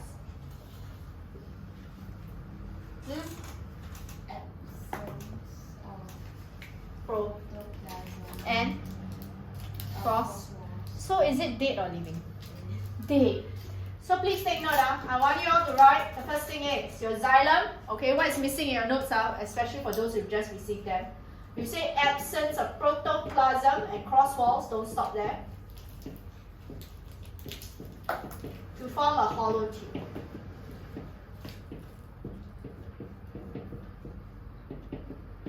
Okay, absence of protoplasm and cross walls to form a hollow tube. What's the purpose for that, Chloe? Control. Uninterrupted. Flow of water and minerals From from roots to all parts of water undergo photosynthesis. So where do you want to undergo photosynthesis in the plant? Yes. From where to where again? the plant. Roots to leaves. Very good. Next one. Again, what do we also have for your xylem that I'm trying to shade here? Yes. So the deposition of lignin. What's the purpose of lignin? Provide mechanical support. Yes. Okay, to provide mechanical support. So that's why it's already in your notes. But one thing is not in your notes. Make sure you just write to form a hollow tube. Okay. For what purpose again? The uninterrupted flow of water And mineral. minerals From roots to leaves. Okay, so let's go through one round. First one, can you tell me your phloem? Phloem transport what substances? Sucrose and amino acids. Very good. Can you now tell me 1, 2? What's the first structure feature of the phloem? Oh, Porous. Valerie, my eyes here. Porous leaf plates. I will ask you another question. No, so Porous leaf plates. porous leaf plate. What's the purpose of porous leaf plates? Uninterrupted flow of sucrose and amino acids with lower resistance. Sure, I accept. Okay, next one. Can you tell me what's another function or feature of your phloem? Many mitochondria in companion cells. Question. What's the purpose of many mitochondria? To produce large numbers. Produce. To generate large I will not accept produce. I will not accept generate. What is the word? release Yes, you always must write release. Release what? large amount of energy to I become conductor. So continue. For what process? During what process? For what process? Release large amount of energy during. aerobic respiration. For what kind of transport? Active transport. Again, more fluency and charisma. So it's what? To To release large amounts of energy during. during aerobic respiration. For? Active transport. Very good. Next one. Name me another feature of your this xylem. Deposition of lignin. Why? To provide. Mechanical support. Yes, very good. Okay, so take note about this. Next one. Another feature of xylem have absence of. Protoplasm. and not thick, so it's a cross what? walls Cross walls to ensure form. to form a hollow tube. Yes, okay. Then why? What's the purpose of that? To ensure Uninterrupted flow of water and minerals from. roots to leaves. Okay, now I want to point out, because this was very poorly done, the way we actually transport water from roots to leaves starts off at your this roots. Now I need to point out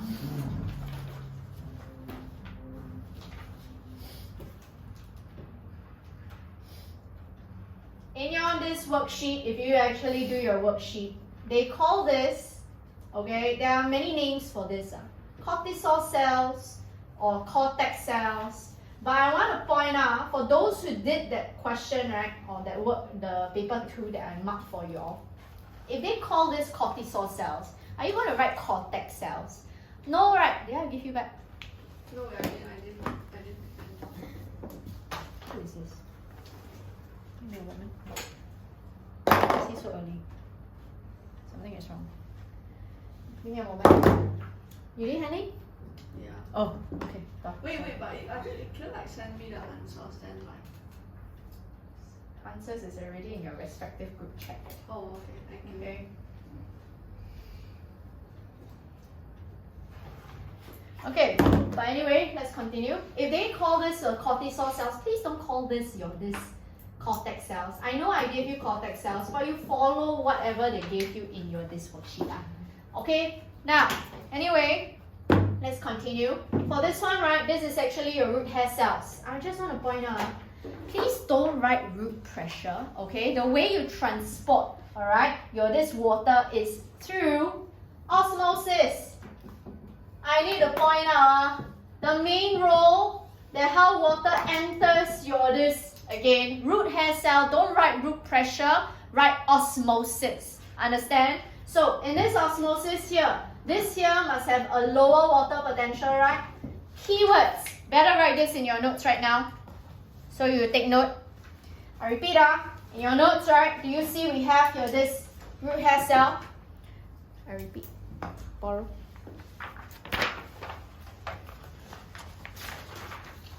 Located on this page of your notes, okay? First column, okay? So you know how to describe. There are always 3 things I'm looking out for.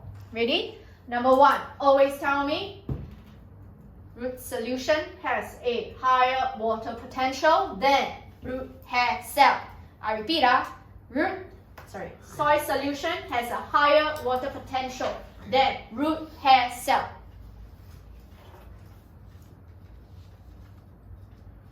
Second bullet point, always write as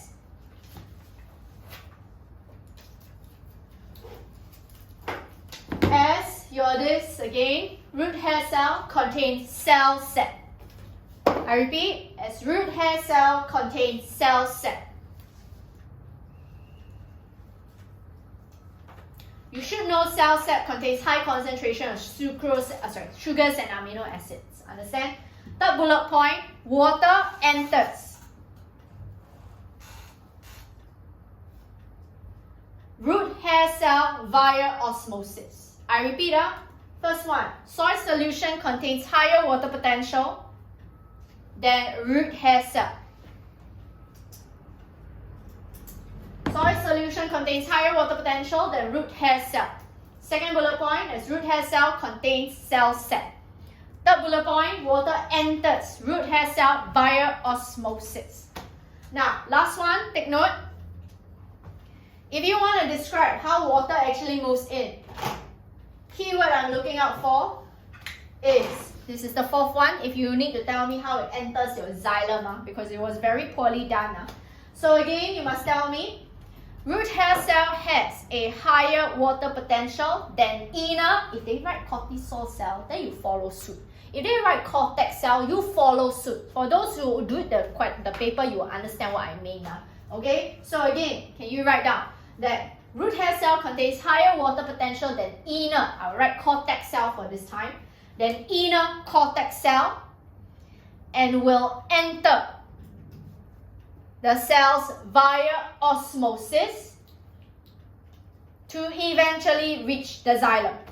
Keyword underline again, osmosis. I repeat, root hair cell has a higher water potential than inner cortex cell and will move into the cells via osmosis until it reaches the xylem. Underline the first keyword, higher water potential. That means soil solution, you must write always higher water potential. Underline the keyword cell set. Underline the keyword via osmosis for the third bullet point. Also underline the keyword via osmosis for the fourth bullet point. Please take note, okay? These are the things I'm looking out for. Anyway, so root hair cell, there are three structural features. First one, Clayton, can you tell me what's the first structural feature of root hair cell that you see there? Number one. Long and narrow protrusion. Please tell me right at the side if you do not know how to describe. Long and narrow protrusion. How do you describe? Elaborate with effort. Clayton, 2, increase. Surface area to volume ratio. 4. Increase rate of absorption of water and mineral salts to the hair. So again, increase surface area to volume ratio to increase rate of absorption of water and mineral salts. Very good. Next one. Valerie, what do you see there? Contains cell set. Which will? Do not elaborate. Oi, what's the keyword you're missing? Of the so it contains cell set to lower water potential of your root hair cell, allow water to enter via. Again, with more fluency, that's the way you write. So what do you say? Contains Cell set that lowers water potential. in root hair cell. Good. Next one. What's the next thing you also write? Contains, because you have mineral salts, right? Sometimes mineral salts enter via active transport. How are you going to describe? Many mitochondria 2, to release huge amount of energy during aerobic respiration. 4. Active transport. Okay, come let's go through the 4. 1, 2, 3, 4. The 4 cells that contain many mitochondria. First cell? Of. Sure, accept. Second one? Proximal is Epithelia actually cells of the. cell of proximal convoluted well. Next one? Next one? Huh? What are you talking about? I'm talking about the cells that contain many mitochondria. So it's what? Last one. We just went through. Under your folder. The companion cell. Very good. Okay, now, anyway, next one. This is always osmosis. So if they are referring to root hair cell, please don't tell me root pressure. Okay, it's osmosis.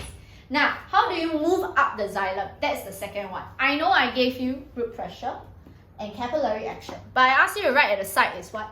Additional, right? Do I have additional for those who have that? Do I have the word additional? Have, right? So it's additional. If you don't have, then write at the side for me, please. Root pressure, capillary action is all additional. Good to know. But what is the main thing you must know? Transpiration pool. So you start transpiration pool instead. For transpiration pool, we need to know the definition of transpiration. What is that?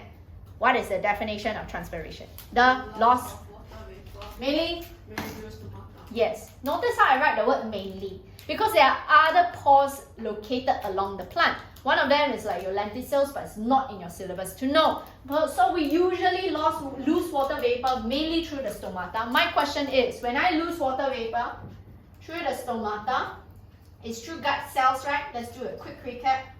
Can you tell me, Roseanne, when I actually lose water through the gut cells, describe how gut cells actually open in the first place. So this is my gut cells, So how gut cells actually open to form the stomata in the first place? This is stoma. Light areas. Gut cells convert light energy to chemical energy. Uptake of potassium ions. Very good. Active transport.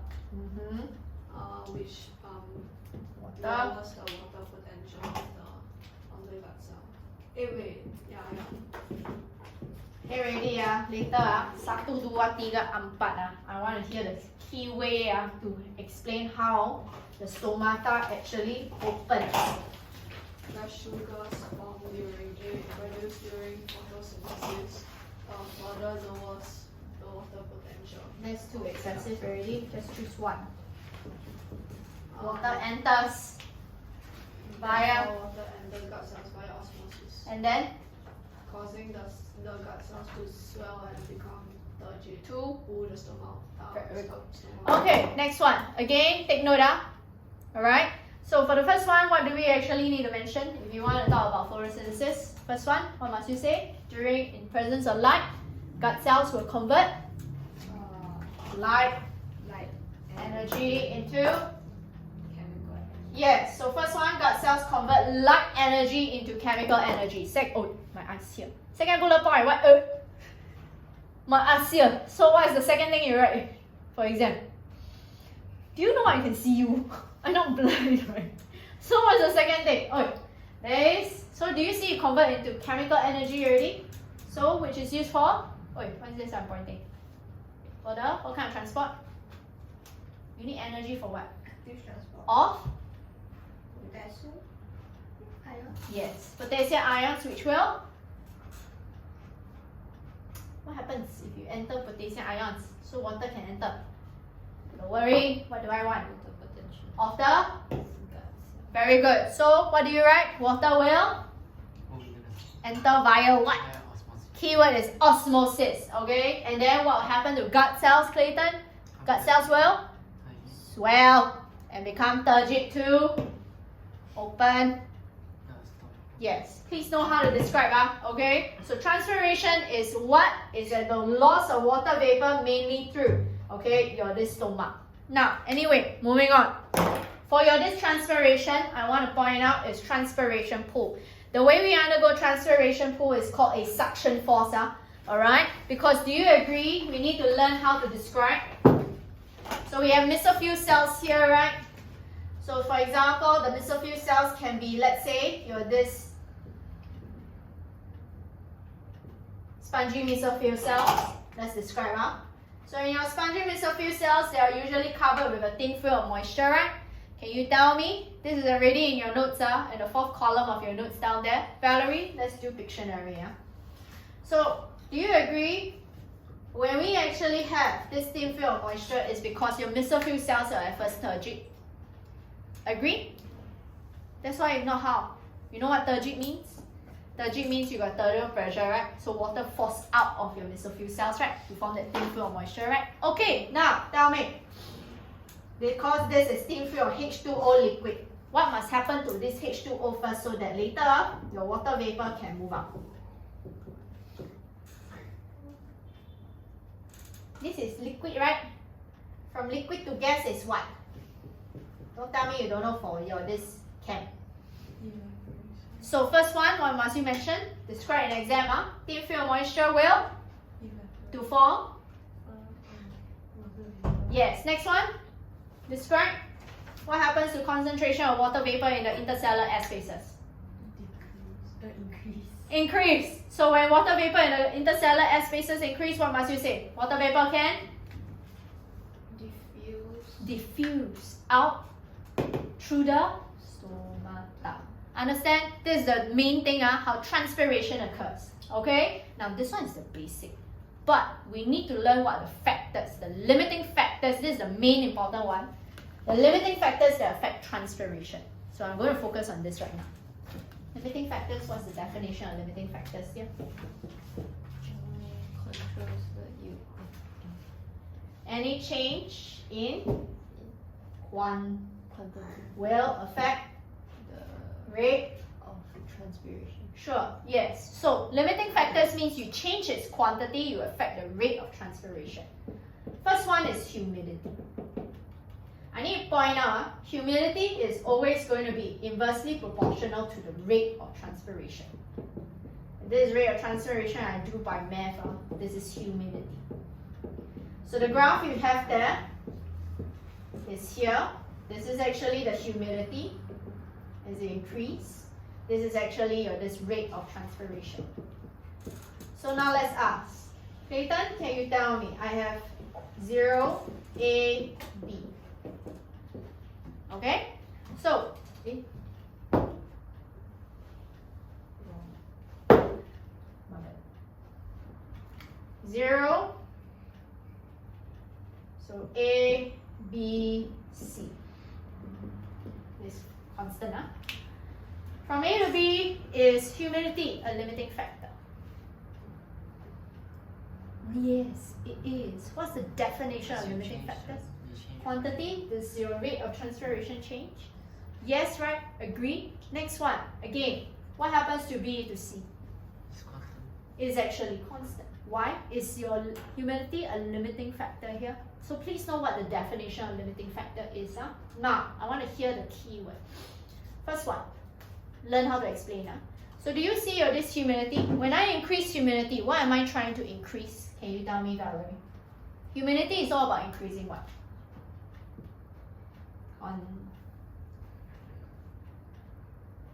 What do I have there? Is of in the atmosphere. Very good. Now again, let's try. When I increase humidity, explain why your this rate of transpiration drop. Number one, 1, 2, 3. I want to hear the keywords. First one, increase humidity, the same exact thing. When humidity increase, you increase what? Of don't just stop there, because there's water vapor surrounding the leaf. So it's water vapor in the very good in the atmosphere. Second one, can you now tell me what's the next thing we have to write? When you increase concentration of water vapor in the atmosphere means what? It means there is a steep concentration gradient between and the very good. Next one. How do you actually write? So rate of will decrease. yes. Understand? Know what's the standard answer? Again, let's try. 1, 2, 3. First one. How do you explain for humidity? When humidity increase, Concentration of water vapor in the atmosphere increase. yes. Next one. What you must mention? Concentration gradient of water Water vapor. between intercellular Intercellular air spaces. and atmosphere. becomes. Steeper. Please highlight the keywords. Without the keyword, -1. Last one. Rate of. Yes. Okay. Increase. Decrease. Understand? Decrease. Next one. Number 2. Temperature. Temperature? Yes. Temperature. Please take note. Just so you focus on the first one. I want to talk about the increase first. Roseanne, can you tell me how come when I increase temperature until the peak? How come your rate of rate of transpiration actually increase? 1, 2, 3. First one. How do you write? Increase temperature. You increase heat. Stomata size. No, I will not accept. Wait, rate of photosynthesis. We are doing transpiration. What is only photosynthesis?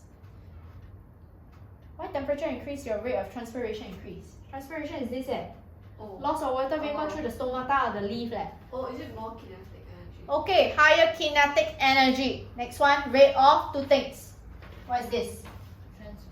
This is not transpiration. What is this? From the covered thin film of moisture become water vapor. Valerie, tell her. Oh, just now you tell me this one is what process? Yes. So rate of and well, yes, you understand. T word is what? Again. More kinetic energy. So rate of Rate of evaporation increases and then rate of. transpiration increases. Okay, really? Explain to me how come there was a drop, so that the rest of them can write at the side. What drop? No, the temperature after that it drops, ma. So why is there a drop after that? Enzyme denature. And then why enzyme denature you meant? Enzyme denature, the frequency of effective. What you want to say? Uh, Let's hear. What you want to say? the Let's rate see. of photosynthesis in gut cell decrease. Okay. And the stomata size decrease. Because photosynthesis is catalyzed by what? Enzymes, right? Agree? So, write aside for the rest of you. Later you recite back to me, really. First one is, do you see it drops after that? You need to learn how to count why it drops, because again, enzymes denature.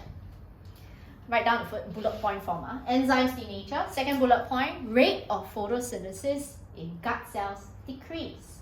So, really, the stomata size decrease. So stomata size decrease, hence rate of transpiration decrease. I repeat, first bullet point, enzymes denature. Second bullet point, rate of photosynthesis in gut cells decrease. Third bullet point, stomata size decrease. Last bullet point, rate of transpiration decrease. Understand? Okay, next one. Air movement. Air movement, right, is not like humidity, yeah? So my question is, when I talk about air movement is wind, can you tell me, Zitian? Because air movement is talking about also concentration of water vapor. But this is concentration of water vapor in the air. No, then concentration of water vapor, there is what? What do you write? Wait. Moving. Surroundings? Surrounding the Yes. Highlight please, class. Because there's a difference. So air movement is concentration of water vapor surrounding the leaf. Okay, let's try. Satu, dua. First one. Can you now tell me? What do you write first? When there's greater air movement, around the leaf, around the, in the air. Huh? When there's greater air movement in the air. sure, then you will remove It will remove water vapor surrounding the leaf. That's the first one. Again, with greater air movement, it will. remove more water vapor surrounding the leaf. Keyword is surrounding a leaf. Next keyword is what? Concent. Concentration gradient. Between Water vapor in the air spaces. intercellular Cellular air spaces. and the at surrounding air. yes will become. Steeper. So rate of trans. Transpiration will increase. Yes. Next one. Light intensity. Do you see light intensity when again increase rate of transpiration increase? Valerie, light intensity is related to what? When you have more light, what do you have higher rate of in the gut cells? Photosynthesis. When gut cells have greater photosynthesis, what happens to stomata size? Increase. Will you have higher rate of transpiration? Okay, so take note. Let's ask again. 1, 2, 3, 4. How do we actually cause the stomata to open? So in So in presence of light, what must you mention? No. Why I'm pointing? I'm not looking at God. I'm looking at what? The light here. So light energy converted to chemical energy. Next one. Uptake of potassium ions Via? reactive transport. Next one. Lowering Lowering water potential. of gut. Gut cell. Next one. Water enter the stomata through osmosis. enter the gut cells. What enter the stomata? Enter the gut cell through osmosis. Causing gut cells to? Become dirty. Yes. Okay. Now next one. Let's ask. Let's go through one round. All the effects. 1, 2, 3. First one. If I were to increase your this temperature, how come it can increase the rate of transpiration? Explain. 1, 2, 3. First one. Kinetic energy. Higher kinetic energy. So rate of. Oh, my eyes here. So rate of. What is this process? Transpiration. From liquid to gas. Oh, evaporation. And rate of. Transpiration will increase. So you must mention both. Next one. Can you now tell me? If I have higher humidity, what will happen to rate of transpiration first? Decrease. Explain. 1, 2, 3. First one. When you have higher humidity. Concentration of water vapor in the atmosphere is higher. Very good. Then what you write down? The concentration gradient Of of water water vapor between between inter intercellular air spaces and surrounding air is less. Wait, it's deeper. steep. Huh? It's deeper. Huh? Wait. Less steep. Less. Less steep, right? Right? So when less steep, then later what happen? Rate of transpiration. Decrease. Yes. Next one. For your light intensity. Increase light intensity, what happen to rate of transpiration? Okay, 1, 2, 3. First one. Higher light intensity, greater light intensity, we have greater rate Of photosynthesis in. in the gut cell. Continue. The stomata grows bigger. Size increase Size increase, then rate rate of diffusion and transpiration of water vapor. increase. Very good. Next one. Can you now tell me? Greater air movement. A greater air movement. Well, More water surrounding water. There's more water vapor surrounding the leaf. okay. Continue. Concentration gradient Will become between between The center S because And the atmosphere surrounding surrounding air will be steep. is steeper. So what happens? You say rate of? Transpiration will increase. Yes. Okay, so remember the parts. Next one. Do you see one way we can measure rate of transpiration, class, is by your photometer. For those who just received your notes, you'll be writing these additional things, which is not in the notes. Now, the photometer, there's one major assumption. Okay, one major assumption is we are just assuming that the rate of water uptake is always equals to the rate of transpiration. Question. Roseanne, this is for them to write. This statement or this assumption, does it always stand true? No. No. Satu dua. First one. So they can write at the side why this assumption does not always stand true. Sometimes when you uptake water by the chute, is it always to lose water via transpiration? Then water is used up for what? So write down, because water uptaken by chute may be used for photosynthesis. So that's why this is not always stand true. Why? Because in practical sometimes they can ask you, okay, so know the assumption. Alright, that's not in your notes, so better write. Next one, Chloe, what else? Water uptaken by the plant, do you think it's only for photosynthesis? No. Then also for what? Maintain fertility. Yeah, so the plant cell can be kept upright. So two reasons why this assumption does not stand true. I repeat again. First one, you say water uptaken by plant, okay, may be used for photosynthesis. Second one, water uptaken by plant is to use to maintain turgidity of plant cells. Ready? Okay, now, ready? Satu, dua, tiga.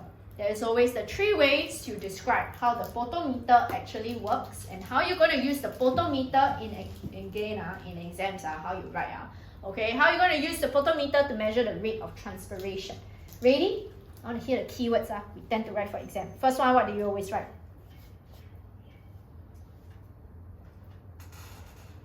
Why are you looking then? I thought you already written.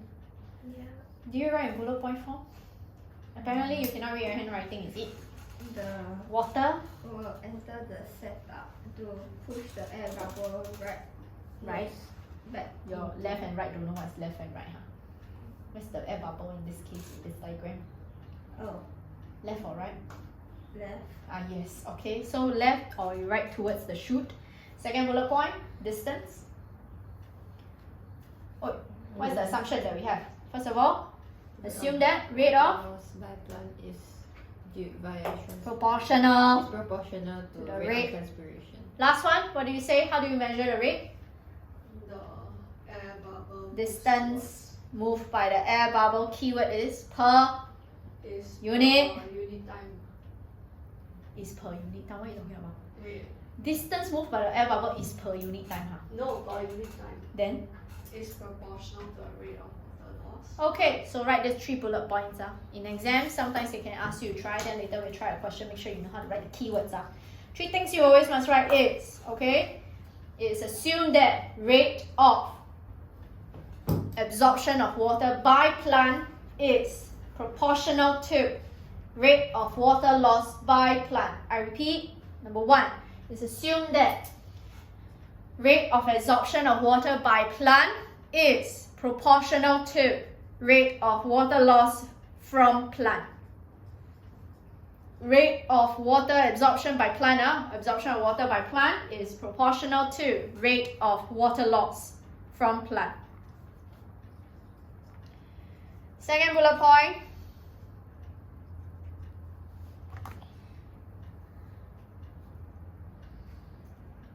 as water moves into the plant, air bubble moves towards the chute. That is also an explanation, creditable point. Okay, so I repeat, as water moves into the plant, air bubble moves towards the chute. Last bullet point, distance moved by the air bubble, distance moved by the air bubble, keyword per unit time, distance moved by the air bubble per unit time is proportional to rate of water loss by chute, is proportional to rate of water loss by shoot. Underline the keyword. Rate of absorption of water is proportional to rate of water loss. Rate of absorption of water is proportional to rate of water loss. Second bullet point, move towards shoot. Third bullet point, distance moved by air bubble. Keyword is per unit time. Proportional to transpiration or water loss. Okay, clear? Okay, now let's ask. Clayton, question. Do you see at the chute there we have a stopper? What happens if we remove the stopper? Or why not I ask you, what's the significance of a stopper? Prevent what? Water from evaporating. Why? How will that affect the experiment? I repeat, how will that affect the experiment? Don't just tell me affect results. Water evaporates, then the bubble will move. From the set duct, so The bubble will move. bubble will always move on because there's a transpiration, right? So it's what? How will it affect? Is it more The than result expected? will be more. Yeah, so again, you have to write down. If they ask you how, you don't just tell me affect results. This is a very poor writing. You must elaborate and be specific in your answer. So the idea is that this stopper, right, is actually to prevent evaporation of water from setup as air bubble will move, or distance moved by the air bubble will be more than expected.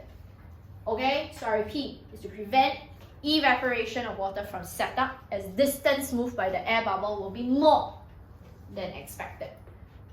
Present, what's the significance of having the water reservoir? When turned on, the water from reservoir enters the setup to push the bubble to its original position. Yes, okay. Okay, there's someone outside. Okay, but anyway, yes, she is right. So water reservoir, again, take note what's the significant. When turned on, will push air bubble to its original position. So you can repeat the experiment of the photometer. I repeat, when turned on, will push water from reservoir will push air bubble to its original position. Clear?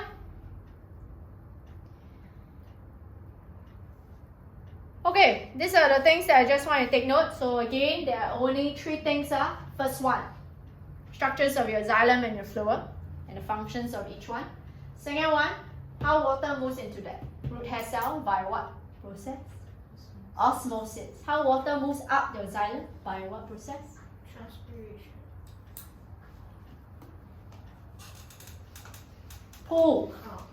Transpiration, pull. Then again, next one is the factors that affect transpiration, which are Humidity. Temperature. yes. Okay, so remember, know how to explain. And then the last one you need to take note is your photometer.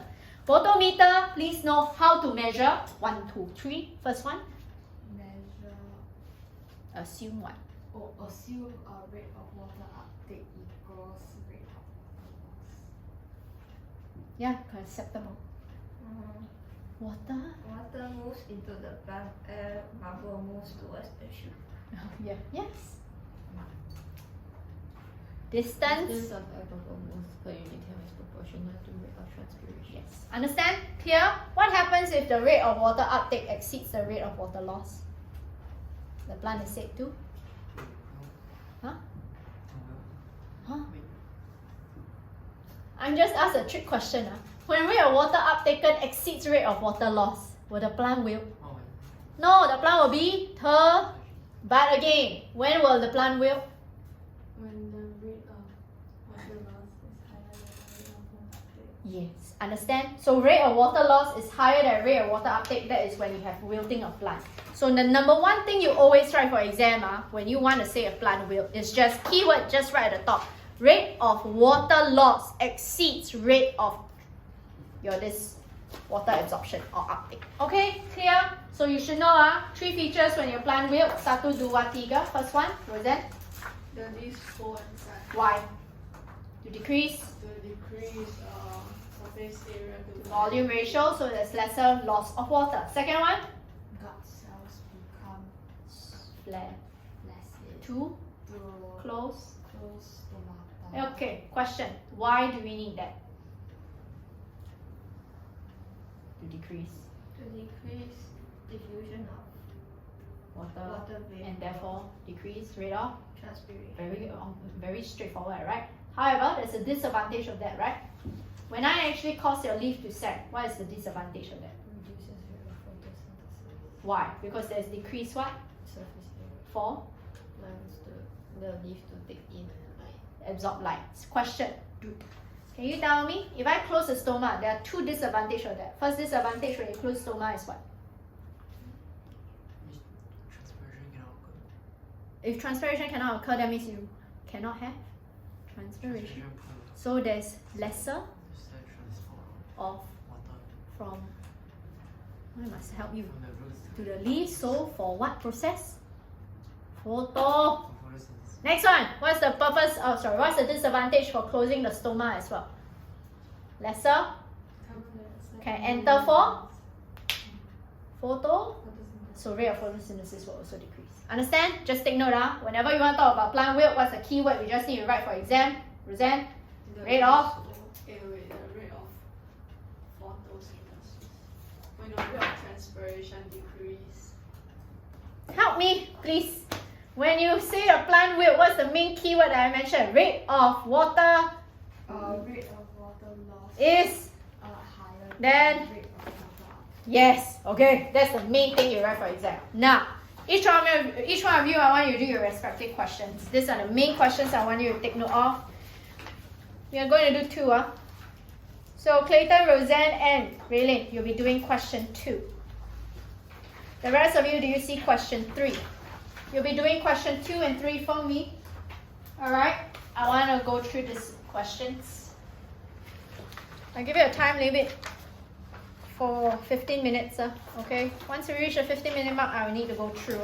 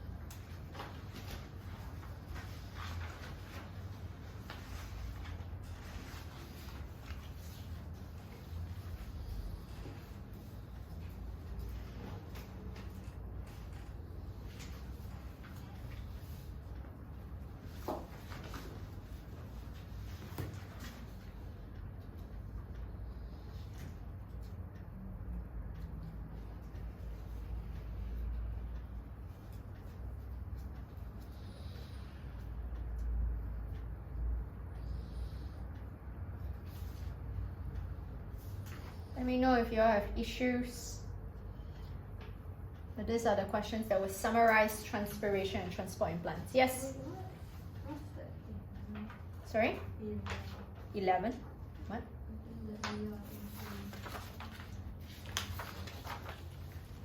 Area is the entire curve that is surrounded by area A under the graph of rate of water transpired. You know integration? You went through integration in school already, right? Area under curve. So area A is the area under the entire curve of rate of water transpired. And then area B is area under the curve for rate of water absorbed. The entire area. You know what's area? Don't know? I draw. What does it represent? Okay, question. Look at this y-axis. It's rate, right? Agree? Your x-axis is your time, right? Rate times time is what? Total volume. Right? Total volume of either the water that's transpired or water absorbed. Understand? A is the volume of water transferred. Yeah. The area lah. And then B you should know is the area of water absorbed. Because you look at your y and x-axis. You multiply them, you should know is volume.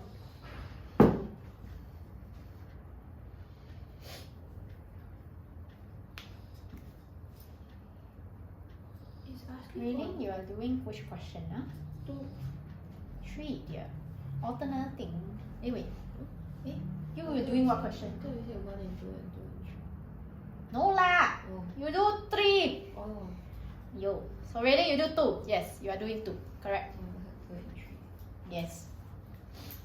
Please do 3. Oh. Chloe, Raylene, Chloe, Zitian and Valerie, you do question 3, yeah? The rate Yes. of water loss is the same as transpiration. Yeah, correct.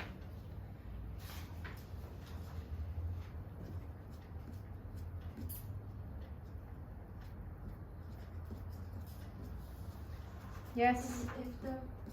When the water absorbed is more than the water transpired, difference gain, right? You know why? Because you have more water, you have what reaction? Higher rate of photo. Yes, when you have photosynthesis, you can make more substances. So I said the transpired is not low. Because when area A, when the rate of No, you think about the overall. Is it a longer period of time where you're not area A, longer period of time when you lose more water, or longer period of time when you gain more water? You think about the net loss and the net gain.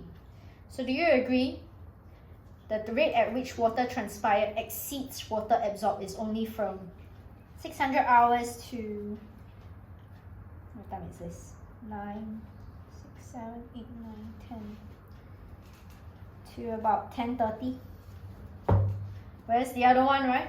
Your rate of water absorbed exceeds rate of water transpired is from the 10:30 mark to the 15, 16, 17. 17, right? Or 1800 hours, right? Is it longer or shorter period of time? Longer. You understand? So think about this. By the way, this is actually worth 3 marks. Do you need to code data here? You just need to code data, and then 2 marks is to explain, right? So, in other words, is the overall area of B greater than A? Because that's the data you have to code what? Right? It is. So, what is the explanation? What does that mean?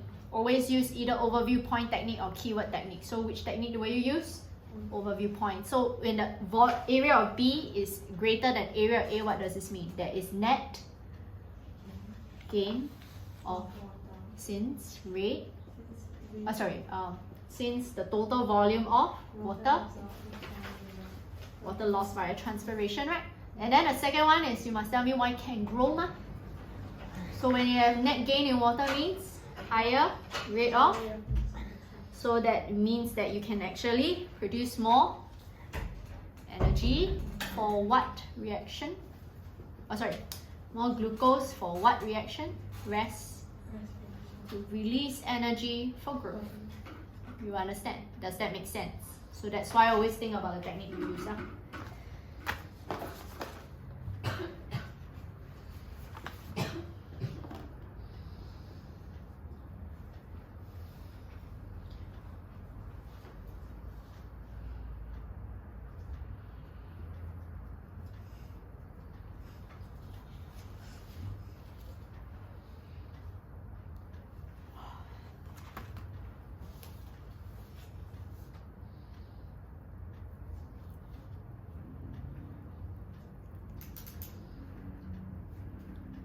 Is Vaseline transparent?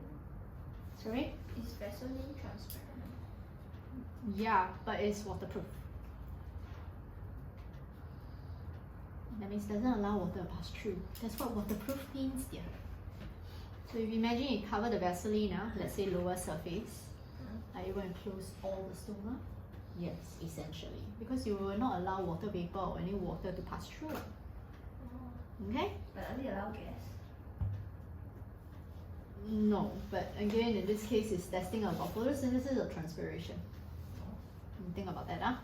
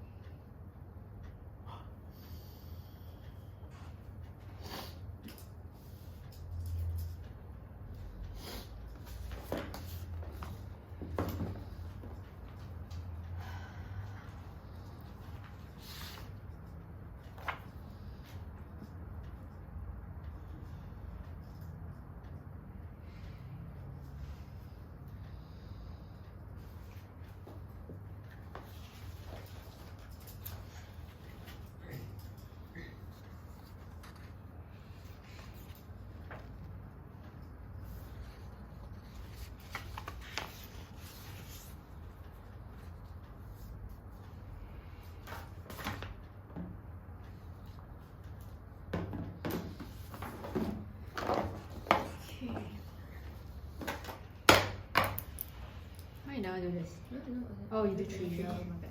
Amount of water loss. Fine. No, accept.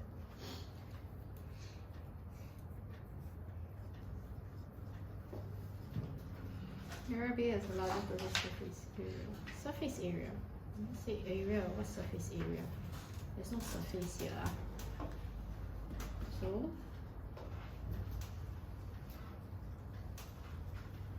amount of water absorbed is higher than amount of water loss. Sufficient water to carry out what?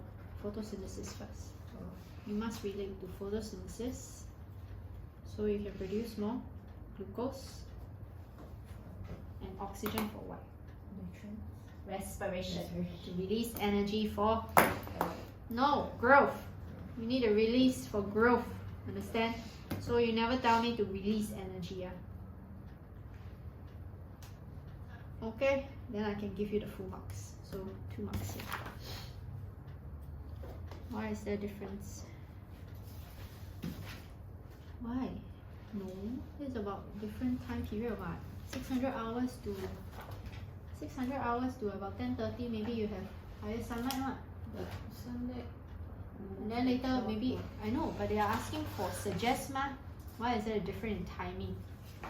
So either you tell me like light intensity or a different light intensity. Something your clouds are. Cloud cover, you can think about that, right? What about wind? What about wind? Hey, wait, hold on.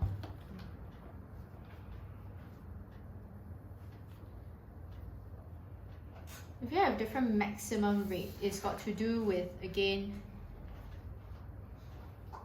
oh, you need to tell me, not about, in this case, my bad. Maximum rate of water absorbed and water transpired, you should be focusing on the time period for your this transpiration. You can see, yeah, time period of transpiration, right, is happening earlier than your time period for water absorption, right? So we need to account for why the time period for transpiration exceeds your time period for water absorption. Because, again, this is based on what? How does actually more transpiration actually occurs? Because of higher transpiration pool. When you have higher transpiration pool, your rate of your this water transpired will be greater, right? But they are asking for, wait, hold on. Timing for maximum rate of water absorbed. They're asking for maximum.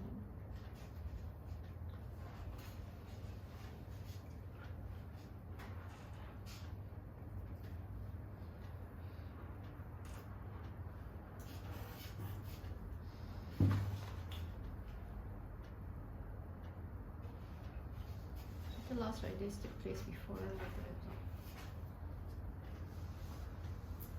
Oh, okay, now I understand what the question is asking. How come they are asking that water that is transpired happens earlier than water absorbed? Because we need to have transpiration first, then we have transpiration pool, then you can absorb water. You understand? Because you need to transport water up the xylem in order to absorb water. Does that make sense? Without transpiration, how you actually transport water up the xylem? Because it's mainly by transpiration pool. That's why your transpiration must happen first, then followed by your disabsorption. This is what the question is asking. Okay? So you say transpiration before. Reason is why. Because you need to happen before in order to have transpiration pool to have water absorbed by the plant. Understand? Okay. Let's see. Assuming rate of water absorption by plant is proportional to rate of transpiration, water moves, air bubble moves leftwards. Very good. Move by air bubble, keyword per unit time, proportional to water loss. This is a starting material. Transpiration, loss of water vapor for every part of the plant, mainly through the stomata. See, has lower surface. Lower has the lower surface smear on this, upper surface smear on Vaseline. And then what? So what's the conclusion? You put the conclusion at the bottom. No, you relate with numbers stomata. But I didn't ask you to explain the. Remember conclusion? Yeah. Conclusion is what can we state what? So what can we state? There's a lower transpiration. I don't think that's what the question wants. You must tell me is that how come, by the way, you never reference also. Where's the reference to the diagram? You must tell me how the rate in the weight of your this lifty shoot decrease greater in B than your this C. Oh. You see B is here. This is the B drop. The C drop is from here to here. This is the drop in B. This is the drop in C. Do you see the drop is greater? First of all, you never put data. Okay? Second one, again, because they ask you to describe. 1 mark for describe, 1 mark for that. How to give you mark like that? For your this one, again, no, this is not the data I want. You need to further elaborate and relate with the number of stomata. So you can say how your this lower surface shows that you have more stomata. Because B is only covered at the top. No marks for this. Awesome. Next one, suggest and explain how graph with C will change its setup was placed under a bell jar. Yes, increasing concentration of water vapor. So what are you trying to do? I want to see humidity. A lot of schools will want you to write humidity, but you did mention that will be less steep. I'll give you the credit. Rate of transpiration will decrease. I'll give you the credit. But I want to see humidity. This one, What does evaporation have to do with transpiration? you need to evaporate your water vapor first. To form your water vapor, then you can transpire. Because if you evaporate, you will accumulate your water vapor in the intercellular F spaces. Understand? Sorry class, I have to go through, okay? Because I only have 10 minutes, I need to go through these two questions. Answers is already behind. Can you start this respective question so you can use this as starting material? Question star for me, question 2A. Star for me, your 2B part 3. Also star for me, your 3B and 3C. I'll explain what 3C is about. But anyway, for 2A, please take note. It's the standard answer that I went through. Okay, answer is already behind and I also have it in your notes. I'm not going to go through for that. What I want to go through is B part 2. Again, transpiration, I'm not going to go through the definition because it's already in your notes. Make sure you have the definition well. Now, what I want to go through is B part 2. Do you see we have described? Do we need to quote exact data? Can you tell me, Clayton? Because I never get a mark for you. So what kind of data do we actually quote? Drop in weight. In B, is it greater? The drop in weight in B, is it greater than that in C? Yes. Do you quote data? Yeah. What's your data? B decreased from 75 to 60. Sure, I accept. C decreased from 77 to 70. Sure, I accept. Okay, so this is the one that I want to see, the greater drop. I want to see the greater, then I'll give you 1 mark. What's your conclusion? So no conclusion, no marks. I only can give you maximum 1 because they said conclusion. Don't just tell me about the rate because they clearly tell you where you cover the baseline with. Okay, so you have to compare in the same plant species. You have to compare what happens to your this number of stomata in the upper and lower surface. So can you tell me, Rosette, what can we conclude then? If I tell you you have to relate stomata, lower surface has more of you, more stomata than the upper surface. That is the conclusion you make. 知道吗？ Miss Tan, Miss Teo. Understand? Okay, next one. Let's do your part 3. Please take note, again, for this one, right, because they are saying they are going to cover with a bell jar, I will not accept light intensity. The only one I accept if you cover a bell jar is humidity. So I want to see the keyword, okay, is that you will actually increase humidity. Higher humidity. Another one I also accept is wind, by the way. If you write humidity factor or wind factor, both are accepted. You just write the standard key answer. So C, however, must you relate with the diagram? You must write, because the question is saying that how will it actually change? So you have to tell me that the gradient will be less steep. And then why as humidity increase. Then I can give you 1 mark. Understand? Or you can say there's lesser air movement or lesser wind. Then I give you 1 mark.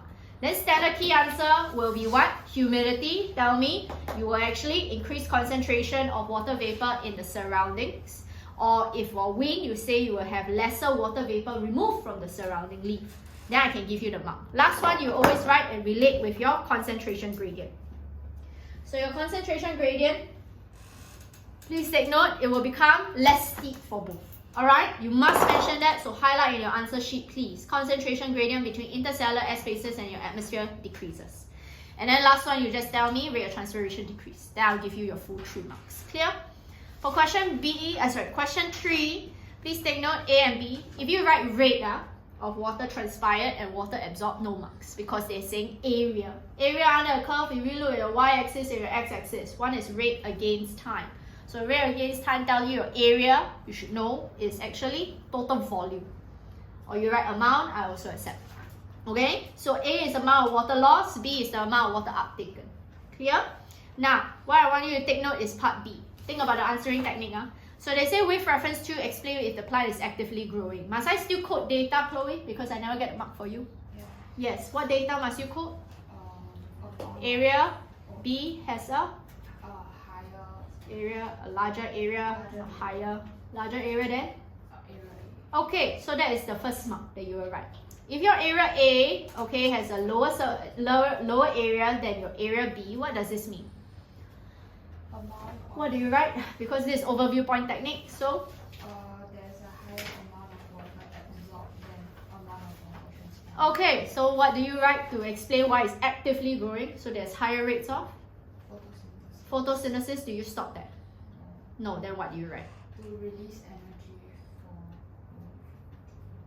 During? photosynthesis. No, photosynthesis doesn't release energy. We learn only respiration release energy. So you have higher rate of photosynthesis to produce more glucose for respiration to release energy for growth. This is the elaboration. Can you write down the last bullet point for me? Okay, so higher rates of photosynthesis. Don't write the answer behind. Okay, so again, you just tell me higher rates of photosynthesis to produce more glucose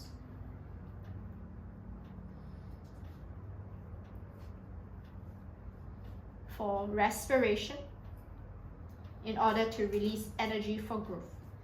For respiration in order to release energy for growth.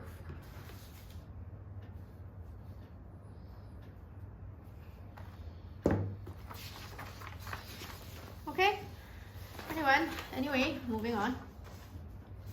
So let's see, next one. I just want to point out, this last question, right, they suggest why is there a difference in timing for the maximum rate of water absorbed and water transpired. If I were to paraphrase this question for you, this question is basically asking how come you actually have transpiration first, then your this absorption second. So now let's think, because I never get a mark for you, can you tell me, Valerie, how come transpiration happens first?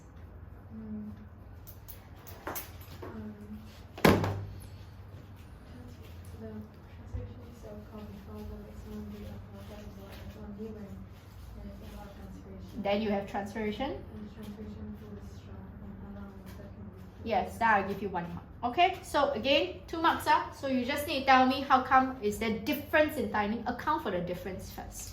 So you must tell me how rate of water transpired occurs earlier than rate of water absorbed. That will be the first difference that you state.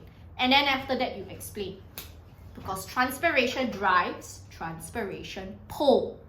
So I repeat, transpiration drives transpiration pool to transport water to leaves for photosynthesis. To transport water from roots to leaves for photosynthesis. Understand? The rest of the questions you can use it as study material, okay? So today, I already went through your this disease, infectious disease, as well as your transport in plants. Please take note, don't just study the notes, study the worksheets that I provide you. Okay, clear? Next week there's no class, so you don't need to come next week to take a break. Alright? With that, sayonara.